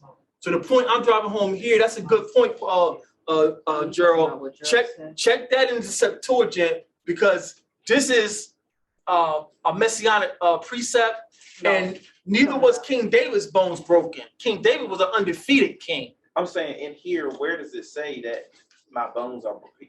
Oh, in Psalms 1 and Psalms 22. Verse what? 14, like where's that? Yeah, 22 and all my bones are out of joint. You talking about? Yeah. Okay. Right. Yeah.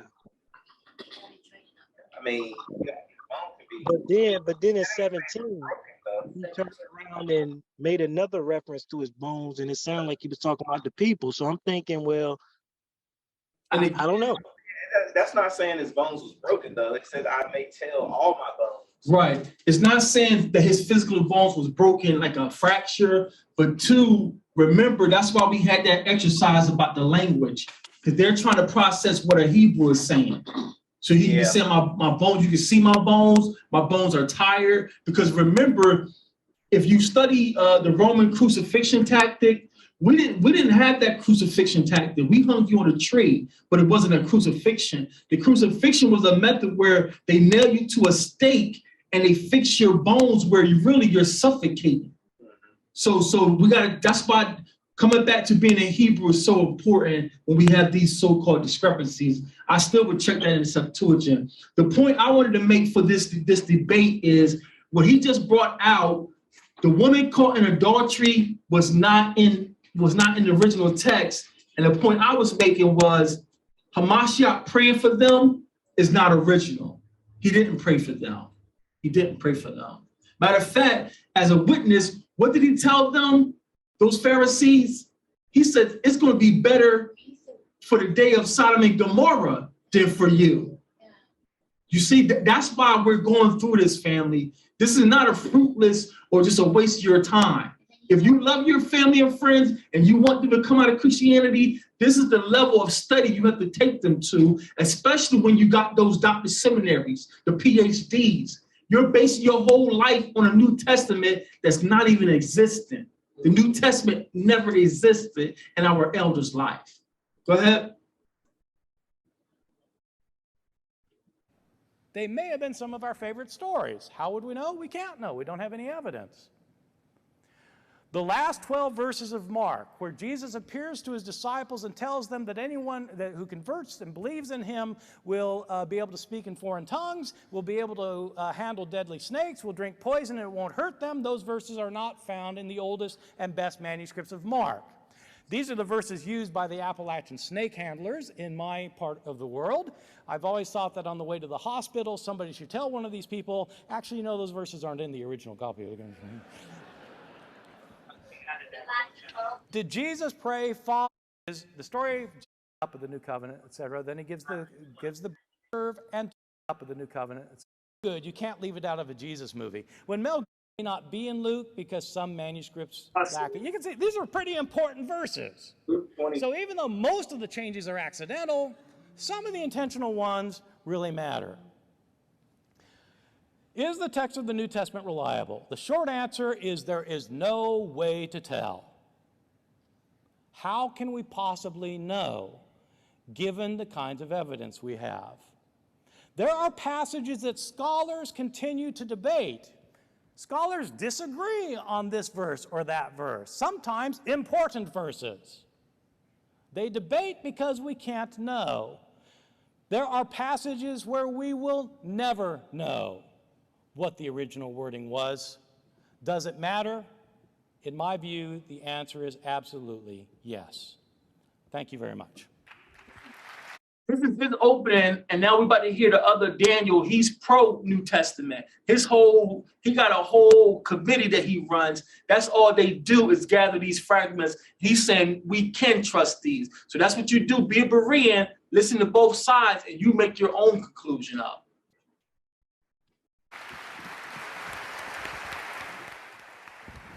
Thank you very much, Dr. Ehrman. Our second speaker is Dr. Daniel B. Wallace. As I noted earlier, Dr. Wallace is a professor of New Testament studies at Dallas Theological Seminary and the founder with Darrell Bach. Tonight. In the appendix to his immensely popular book, Misquoting Jesus, Bart declares, "The facts that I explain about the New Testament in Misquoting Jesus are not at all news to biblical scholars. They are what scholars have known and said for many, many years." He's right. So at the outset, I want to discuss our common ground. There are basically 5 things that we agree on. First of all, the handwritten copies of the New Testament contain a lot of differences. We really are not sure what the number is, but I agree with Bart that there are certainly more differences in the manuscripts than there are words in the New Testament. Secondly, the overwhelming majority of these differences affects virtually nothing. Third, we agree on what we think the wording of the earliest form of the text is, what I will call the autographic, or less accurately but more familiar to you, the original text. We agree on this almost all the time. Fourth, our agreement is even over several well-known and controversial passages, some of which Bart has already mentioned. Mark 16, 9 through 20, for example, where Jesus tells his disciples that they can drink poison and handle snakes and not get hurt. I agree with Bart that this passage is not part of the text that Mark wrote, and my apologies to anyone who has traveled to this debate from West Virginia.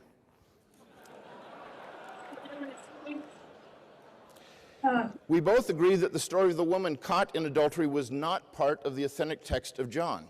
This passage has more emotional baggage for it than any other, but it has been the pursuit of truth that has led scholars to the near consensus that these 12 verses have no places in the autographic text of John or of any of the 4 Gospels.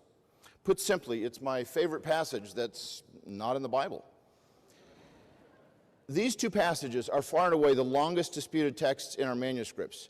They've been considered inauthentic in virtually all modern translations of the Bible.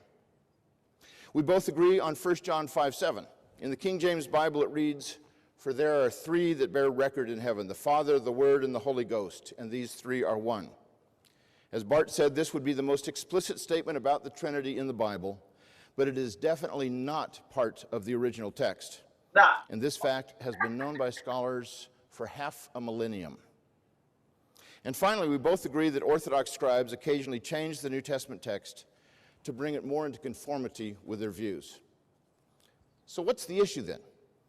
The text is not the issue.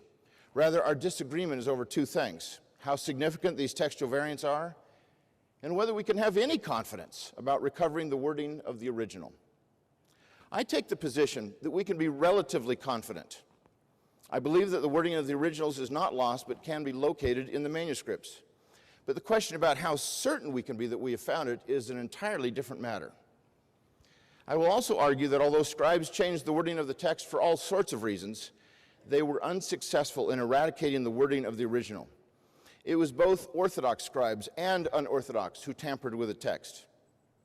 But how can we be sure that the original wording has not been erased from history, obliterated from all records?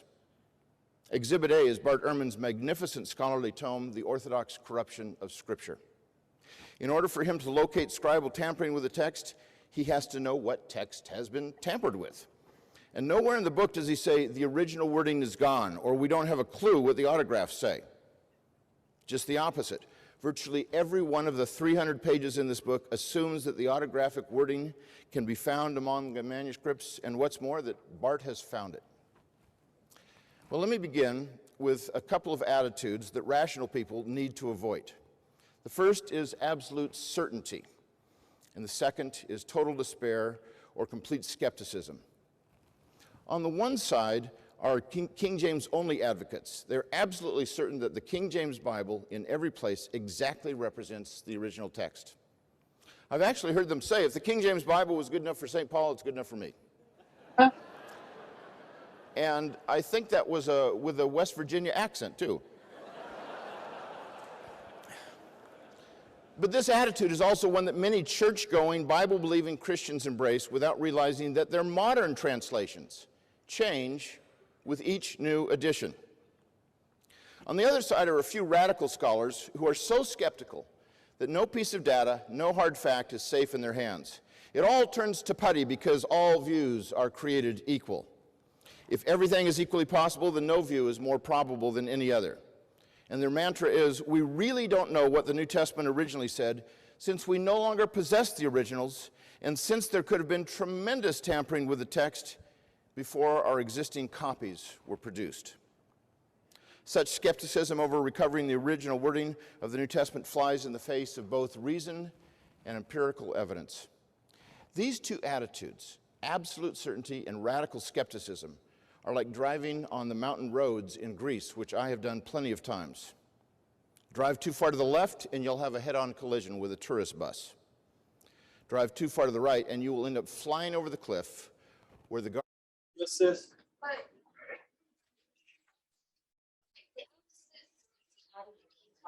in regards to those who just take the New Testament at its word. Say that again. The attitude he's saying about absolute certainty, he's speaking about people who just take the New Testament at its word and they just agree and believe everything in it. Right. He's trying to be the middle of the road. He's saying we got to avoid 2 attitudes. The attitude of absolute certainty, like we brought out, you got to go back and catch up earlier classes. That whole doctrine from seminary, the Bible is inerrant, infallible, and inspired. That's pagan seminary. He's admitting he said take that attitude out, but he's also saying, but you got to take out Bart Ehrman's side, being total skeptical, and that's where you and I come in. We don't need those letters. But what gives us confidence is we just read Psalms 22. That's Messiah. Yeah. And then we got our apostles for you and I saying he came. So that's all we need. All the other details, we're trying to show our family you're believing in a Trinity. That's disrespecting the Father. He says, I'm the great I am. Besides me, there is no other. And then you're basing your salvation on this gospel of grace. Like you're too far to the right. So he's trying to be middle of the road, but I'm gonna let you see his argument. Decide for yourself. He frying himself so far. Really.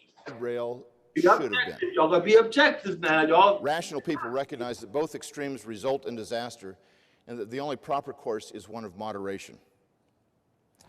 There are also 4 questions that we need to address tonight. How many scribal changes are there, for example? What kinds of textual variants are there? What theological beliefs depend on textually suspect passages? And finally, the bottom line is, can we recover the wording of the original text? I'm going to spend the majority of my time on the first question, the number of differences. But you'll see that this significantly relates to the last question as well. So let me begin with the number of variants. And I want to start with a definition of a textual variant. It's any place among the manuscripts in which there is variation in wording, including word order, omission or addition of words, even spelling differences. The most trivial changes count, and even when all the manuscripts except one say the same thing, that lone manuscript readings counts as a textual variant. And if 1,000 manuscripts read Jesus in one place and another 1,000 read instead Christ, that also counts as only one variant. The best estimate is that there are between 300,000 and 400,000 textual variants among the manuscripts. And yet there are only about 140,000 words in the New Testament. Now, if this were the only piece of data we had, it would discourage anyone from attempting to recover the wording of the autographs. But that's not the whole story. The reason that we have a lot of variants is that we have a lot of manuscripts. It's simple, really. No classical Greek or Latin text has nearly as many variants because they don't have nearly as many manuscripts. If there were only one copy of the New Testament in existence, it would have 0 variants. Yet several ancient authors have only one copy of their writings in existence, and sometimes that lone copy is not produced for more than a millennium. But a lone late manuscript would hardly give us confidence that that single manuscript duplicated the wording of the original in every respect. This was recognized 300 years ago by the brilliant textual scholar Richard Bentley in his work Remarks Upon a Discourse of Free Thinking, which was dealing with John Mill's Greek New Testament with 30,000 variants. And what he said was that if there had been a manuscript, but one manuscript of the Greek Testament at the Restoration of Learning about 2 centuries ago, then we would have had no various readings at all. And would the text be in a better condition then than now that we have 30,000 variant readings? It's good, therefore, to have more anchors than one, and another manuscript to join the first would give more authority as well as security. Bentley penned those comments in 1713 when only 100 Greek New Testament manuscripts had been examined. Today, in Greek alone, we have more than 5,600 manuscripts. Now, many of these are fragmentary, especially the older ones, but the average Greek New Testament manuscript is over 450 pages long.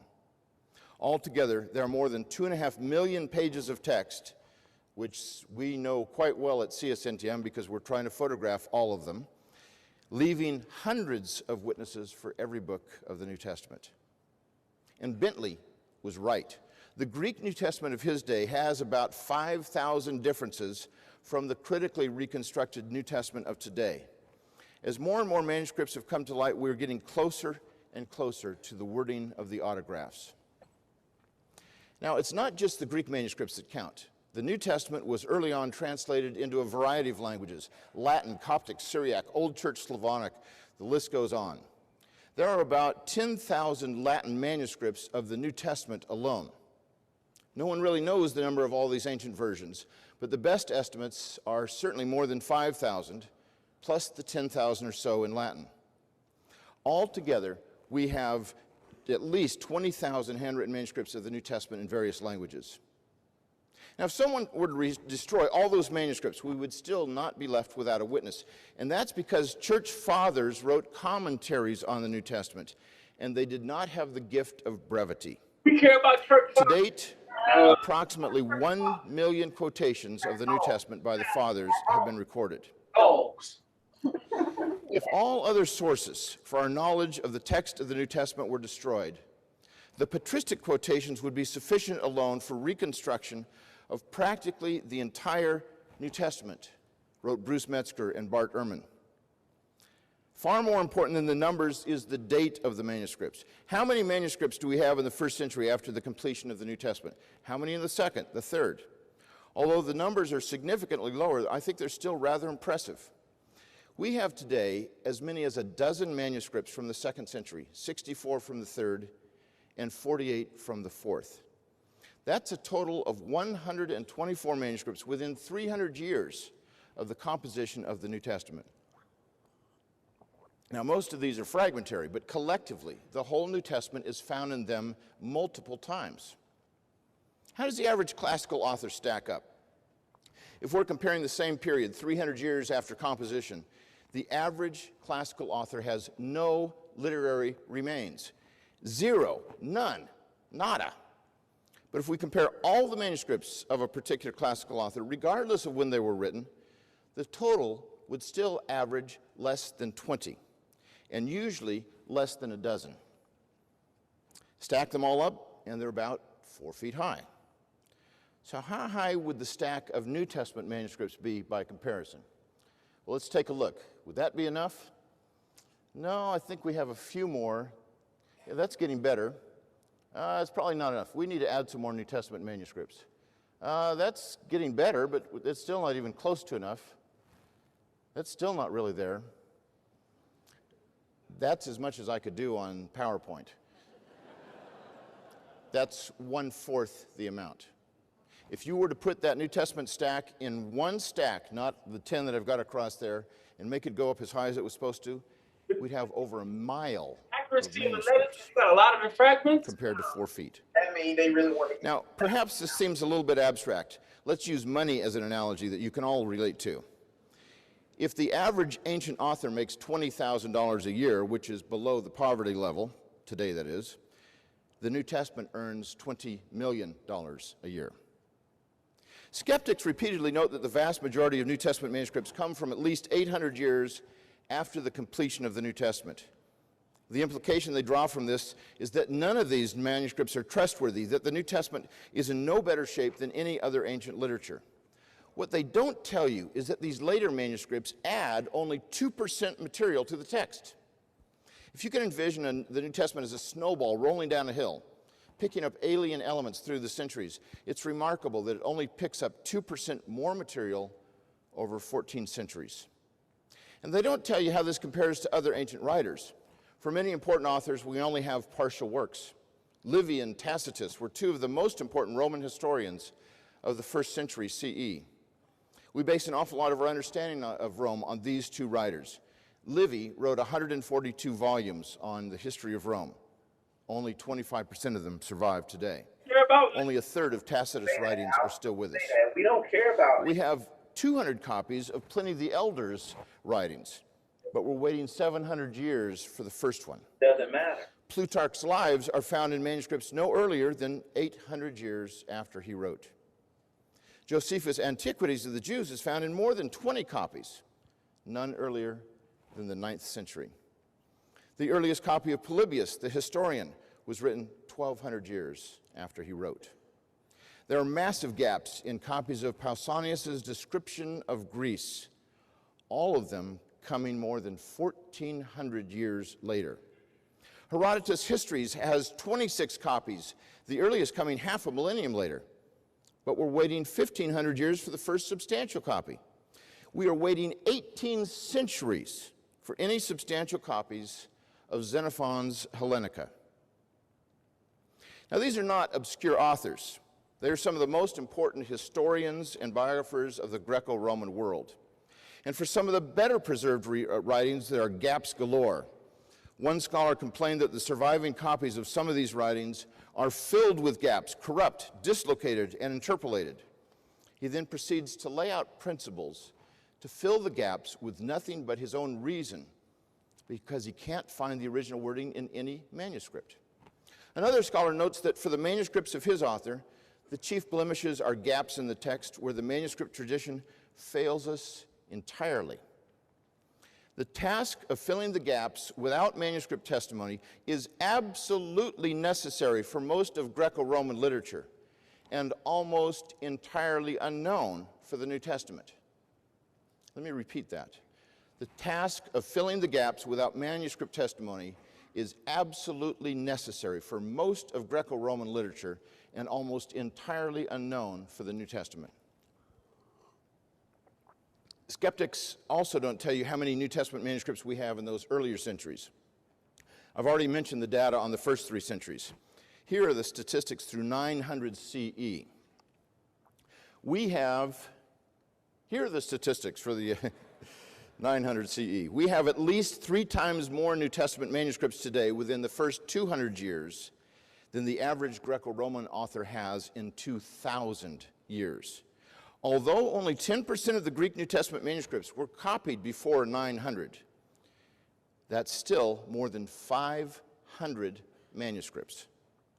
To argue that we don't have very many New Testament manuscripts from the early centuries is only true in relation to later New Testament manuscripts, not to anything else in the ancient world. Even J.K. Elliott, a meticulous New Testament textual critic who happens to be a non-Christian, correctly notes, we have many manuscripts.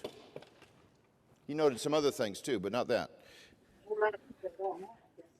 Like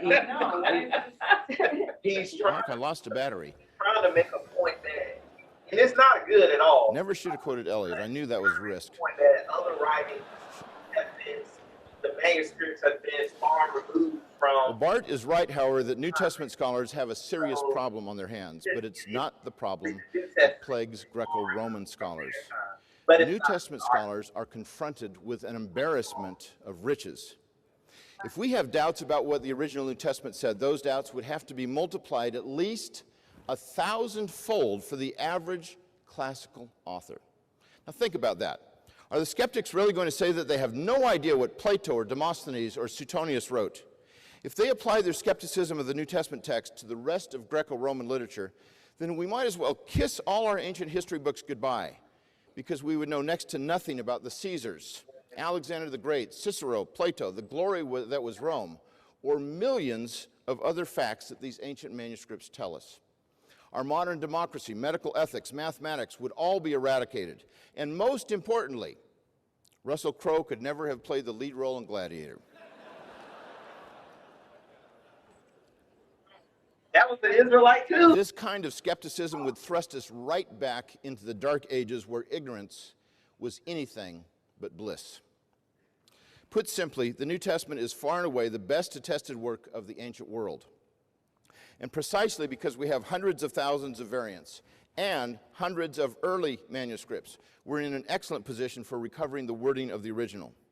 To speak about the number of variants without also speaking about the number of manuscripts is an irresponsible appeal to sensationalism.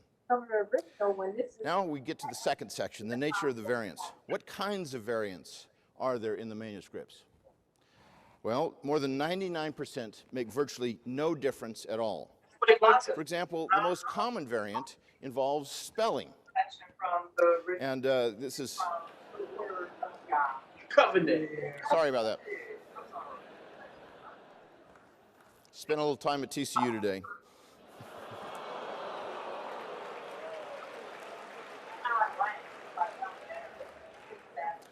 The absolutely most common textual variant is what's called a movable nu. That's N at the end of a word when the next word starts with a vowel, like our word a book, an apple, same kind of principle. Or at TCU they say an book, a apple. Well, then there's alterations that cannot be translated. They can't be translated because Greek is a highly inflected language. You can put 3 words, Jesus loves Paul, in any order you want in a sentence, and it can mean exactly the same thing. Word order has to do with emphasis, but not meaning because of the inflections on the ends of the words. But not only does Greek have a highly inflected language, it also uses the definite article, the word the, in ways that we don't use it in English. You could say, the Joseph and the Mary went to Jerusalem, as Luke does in chapter 3 of his gospel. We would say Joseph and Mary, not the Joseph and the Mary. That sounds like a doofus. But that's ancient Greek, and that's how it was. Now, I wrote my master's thesis on when the article does not occur in the Greek New Testament. I wrote my doctoral dissertation on when the definite article does occur in the Greek New Testament. These two works could cure the most hopeless insomniac.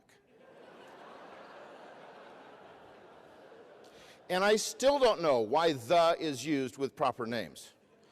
It may be significant, and it's a lot of textual problems that have that, but it's not that significant. So here's how many ways you can say Jesus loves Paul in Greek. Please write this down because it will be on the test. 8 different ways you can say it. Oh, here's another 8 ways you can say it.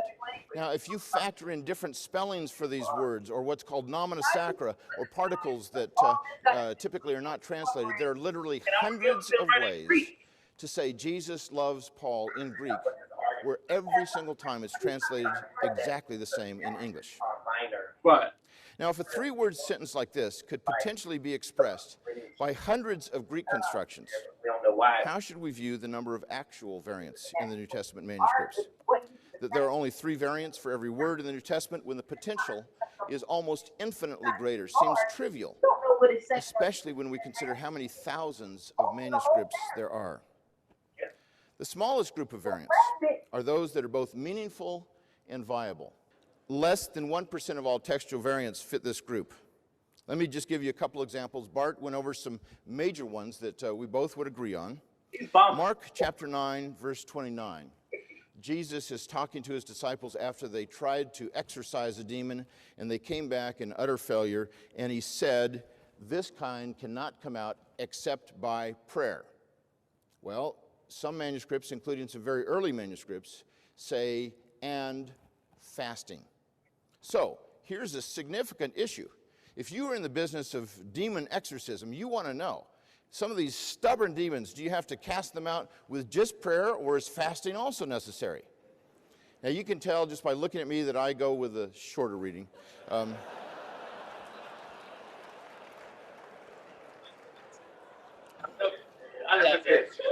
That's a good. Then there's Revelation chapter 13, verse 18. This is a verse everybody knows. We all know that the number of the beast is 666. Ask anybody at SMU, what's the number of the Antichrist? 666. They don't even need to wake up to tell you that. Well, not so fast. In the 1840s, a German scholar went to Paris to decipher a manuscript that it was extraordinarily difficult to read. And it took him almost 2 years to work through the entire thing. But he got to Revelation 13:18, and he noticed that in this manuscript it said 616 was the number of the beast. Now, most scholars think that 666 is the number of the beast, and 616 is the neighbor of the beast. He just lives a few doors down, I guess. But then at the end of the 20th century at Oxford University, they discovered another fragment, a papyrus, that happens to be the oldest fragment of this particular passage. The one that Constantine von Tischendorf discovered or deciphered in Paris was our second most important manuscript for Revelation. The one at Oxford, our oldest for this particular chapter. Those 2 manuscripts may well tell us what the original wording is for this particular passage. Now, is it important? Yes, I think it's extraordinarily important, especially if it gets into modern English translations, because if you start having 616 as the number of the beast, it will send about 7 tons of popular Christian literature to the flames.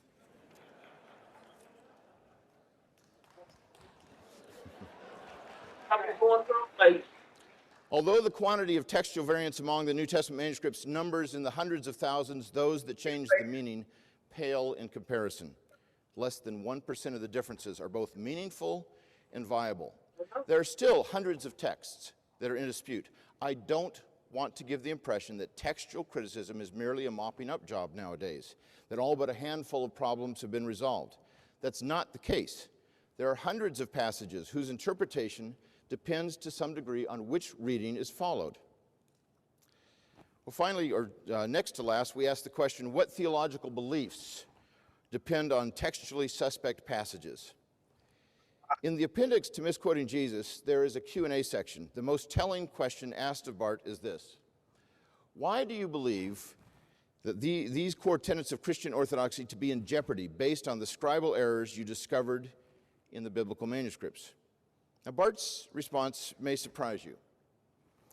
Essential Christian beliefs are not affected by textual variants in the manuscript tradition of the New Testament.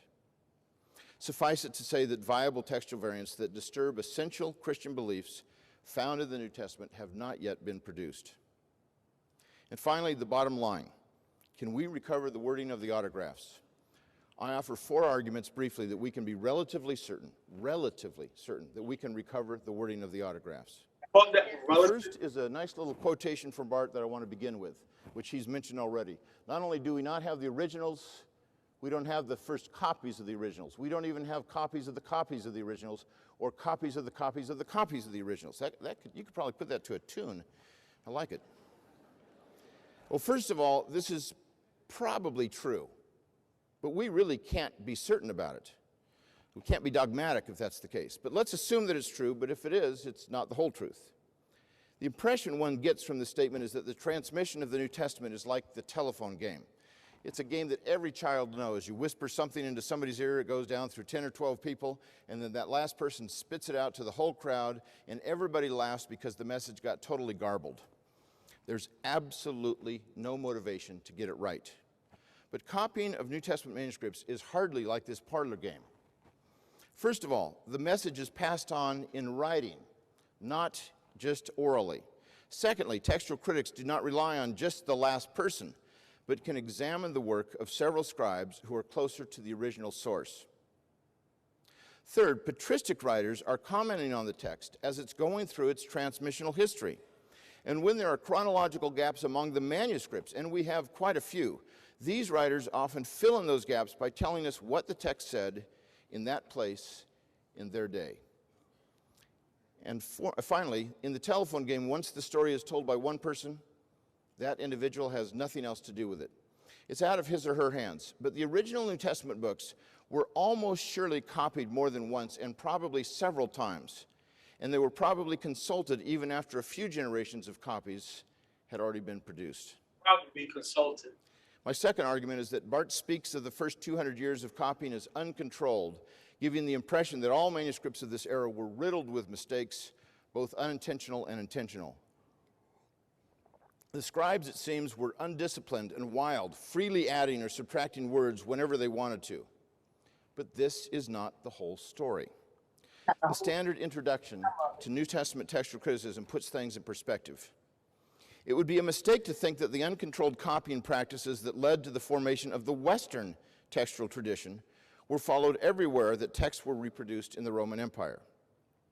In particular, there's solid evidence that in at least one major see of early Christendom, the city of Alexandria, there was conscious and conscientious control exercised in the copying of the books of the New Testament. Textual witnesses connected to Alexandria attest a high quality of textual transmission from the earliest times. It was there that a very ancient line of text was copied and preserved. These words are found in the 4th edition of the Text of the New Testament by Bruce Metzger and Bart Ehrman. Now, we can illustrate the quality of the Alexandrian manuscripts with 2 manuscripts that Bart and I would both agree are 2 of the very best New Testament manuscripts we have, if not the 2 best. Papyrus 75 and Codex Vaticanus, also known as B. Their agreement is higher than that of any other 2 early manuscripts. P75 is 100 to 150 years older than B, and yet it is not an ancestor of B.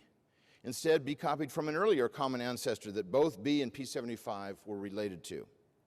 The combination of both of these manuscripts in a particular reading goes back most likely to early in the 2nd century.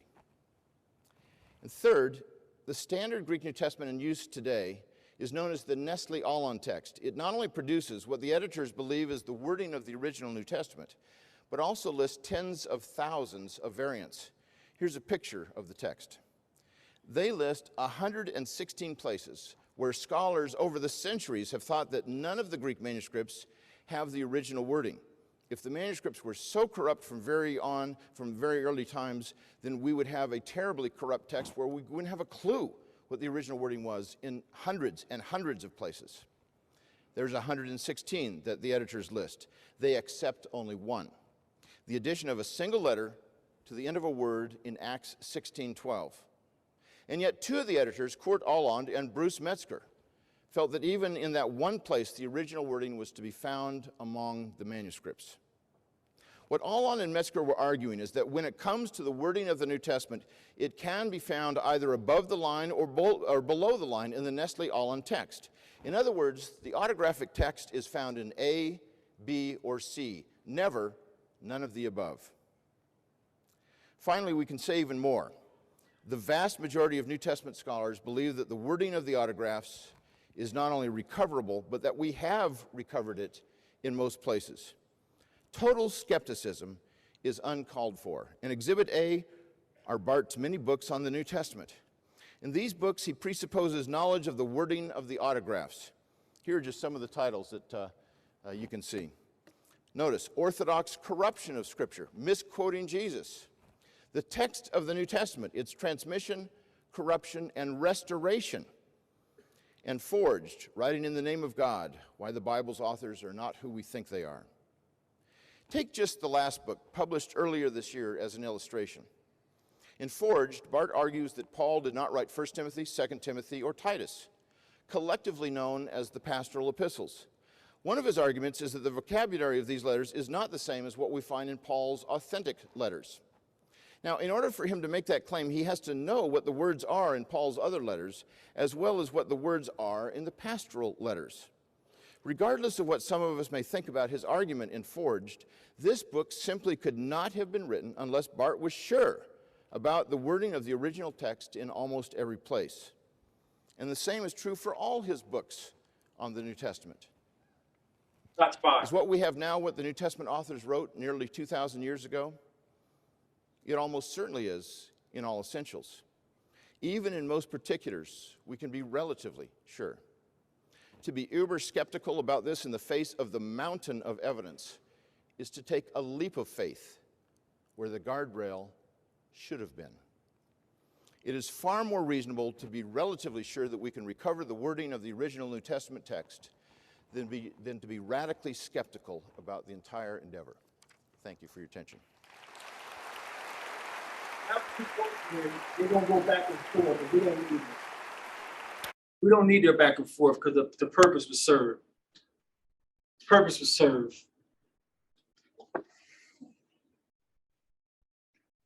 Bart Ehrman, in my opinion, has more credence and more witnesses that the letters of the New Testament cannot be trusted at face value.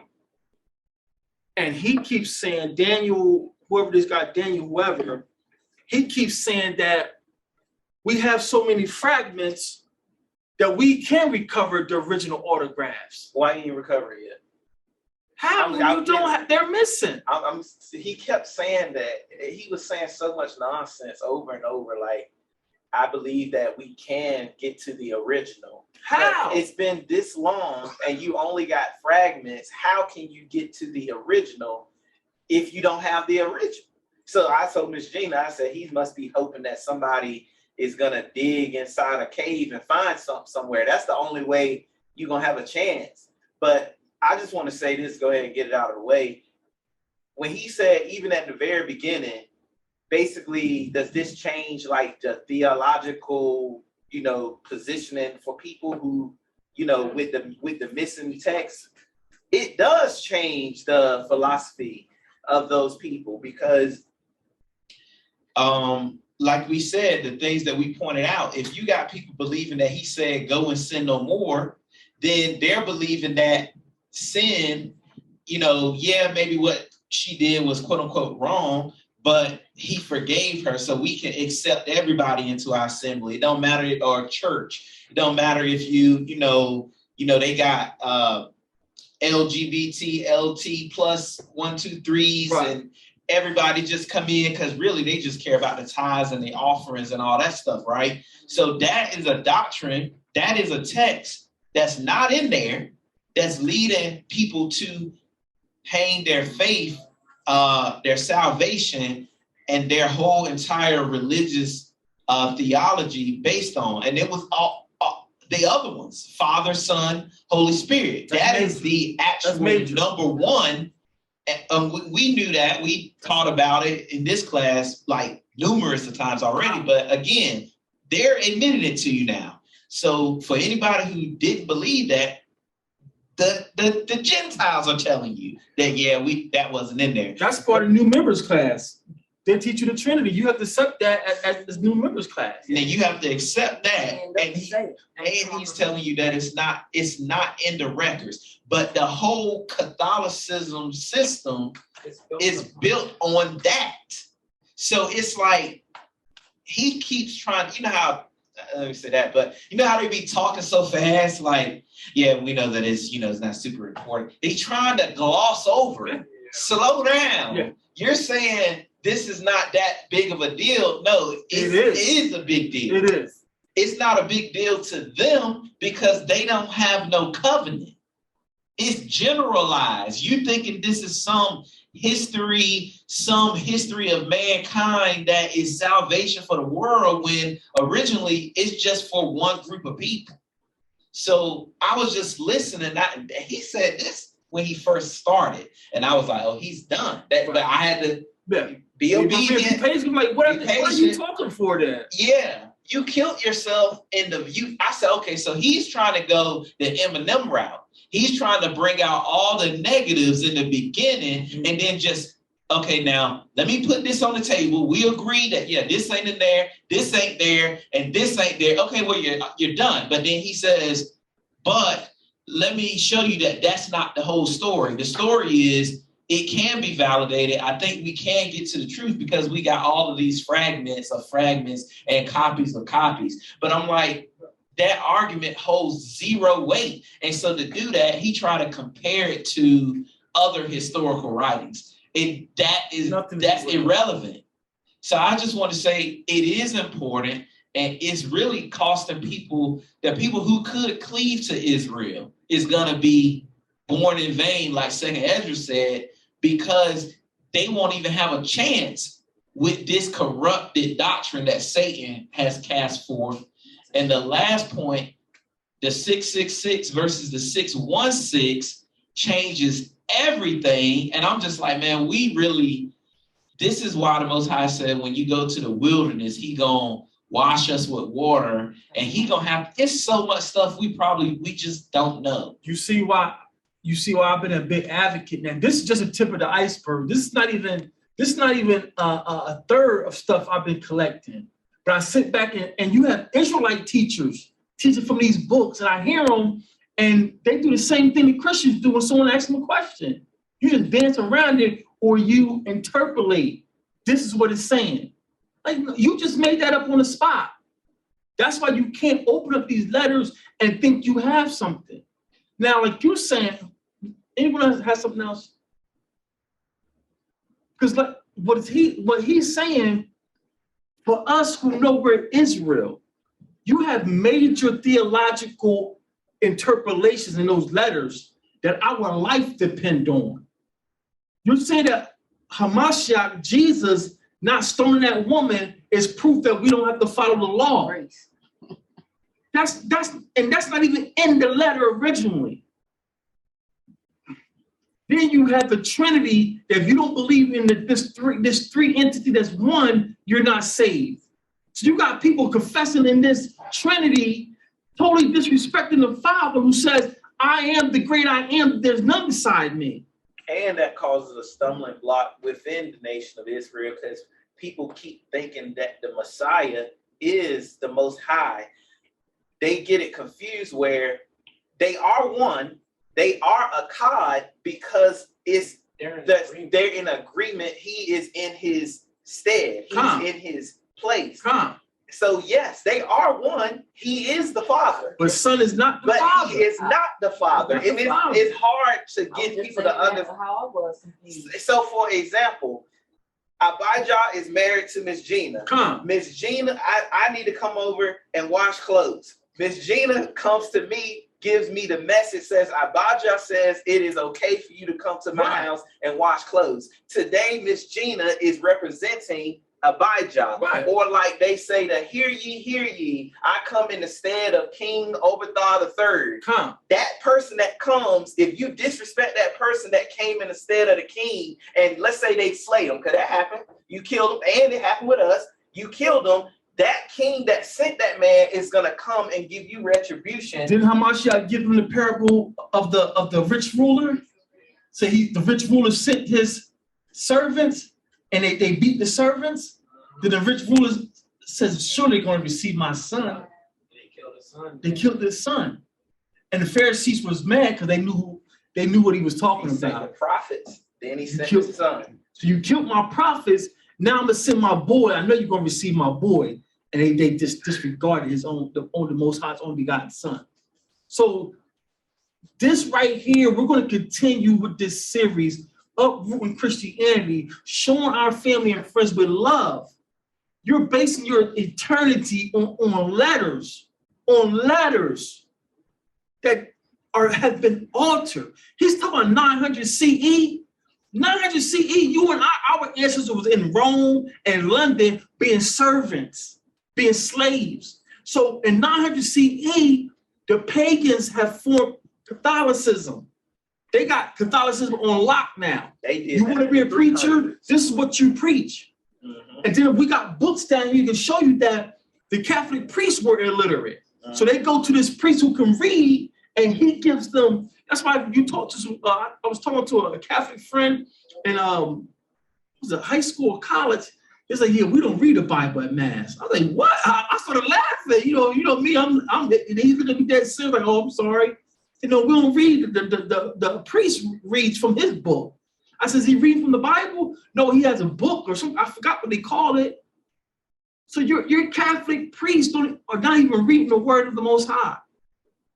So that's why we got to go through all of this, family. That's why I'm telling you, you guys studying, as you're studying, you got to be patient or ignore social media, because you're gonna be seeing these posts in these other classes, and these people, Israelites, are just, oh, that's a good lesson. Reposting lessons, reposting posts, not verifying anything.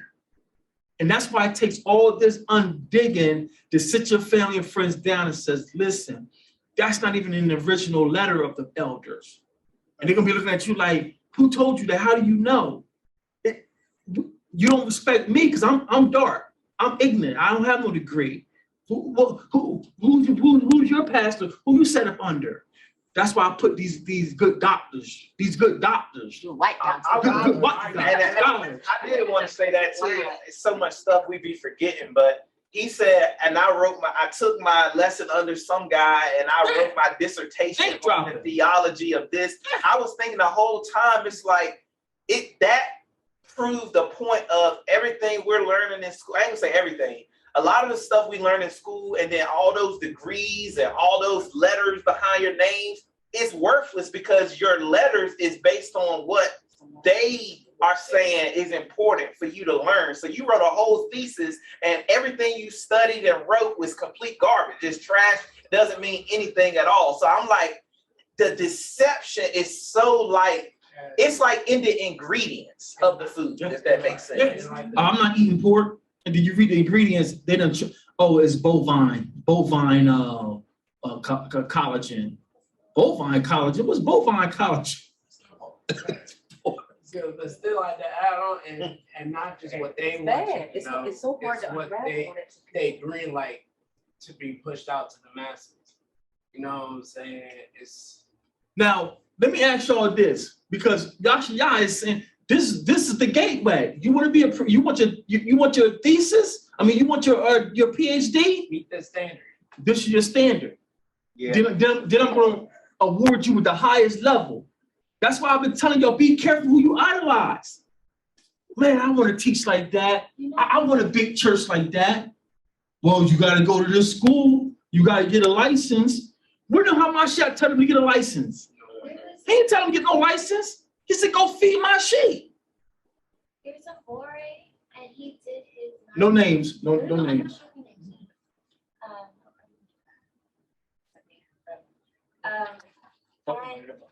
saying that in his dissertation, he wanted to go a bit further. And you can file it, throw it away, but even with him, with everybody, you gotta do that. Yeah, That's you're why right. I'm like, shoot, I need to be. Girl, y'all unmuted back. He knew. But then I'm no different from when I was. That's true. That's true. Yeah, Gerald, that's true. Gerald, mute your mic, Gerald. Oh, my bad. Go ahead, sis. Gerald was back there. That's true.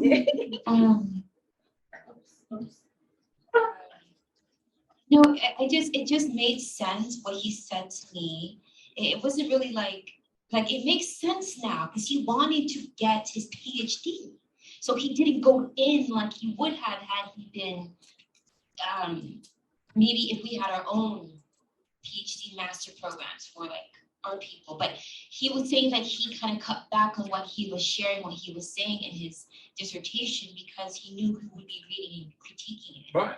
And so, but at the time, like in my mind, I was thinking, why is that? Because from what I was told, this was like a great against you, like something like art was created for our people. So why would he need to?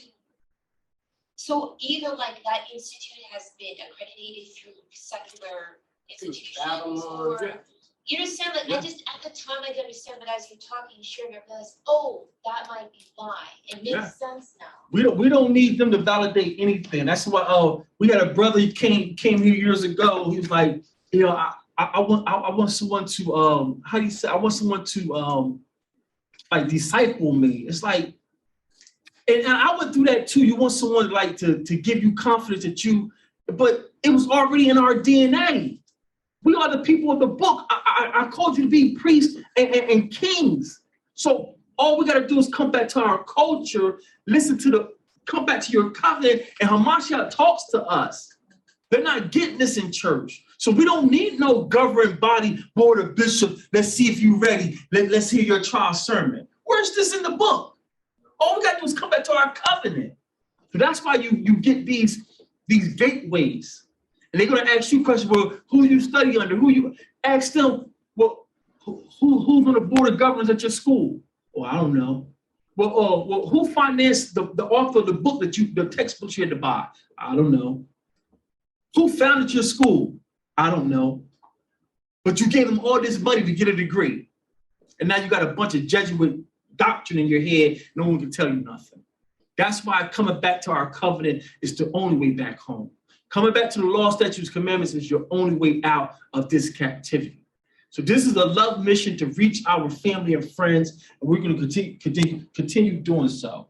With that, I yield. Any other questions or comments or concerns before we wrap up? I think Reggie had something, but he probably had a. Abishai, you still with us? Yeah. I just got to my destination with the other brothers, but yeah, I again, this is a good lesson for us. It's good that you putting these lessons together because we need it, and a lot of people really need to hear this stuff. I just simply chop it up to as far as fragments on fragments and translation upon translation. We all know that's again the origin even of that is our own disobedience and therefore our culture and our written word and everything that is truly inspired by the Most High Yah has been taken from us and placed into the hands of the nations and of the heathens, and they turned it into a religion. That and the fact that again we were saying like, yeah, well, how are we gonna find the original this or that, or how are we gonna piece together the translations? I always think of what is it that the Pope got in that Vatican City? What's up in there? What was also burnt down in the Library of Alexandria? I think of those two things too, because stuff had to be lost in that burning,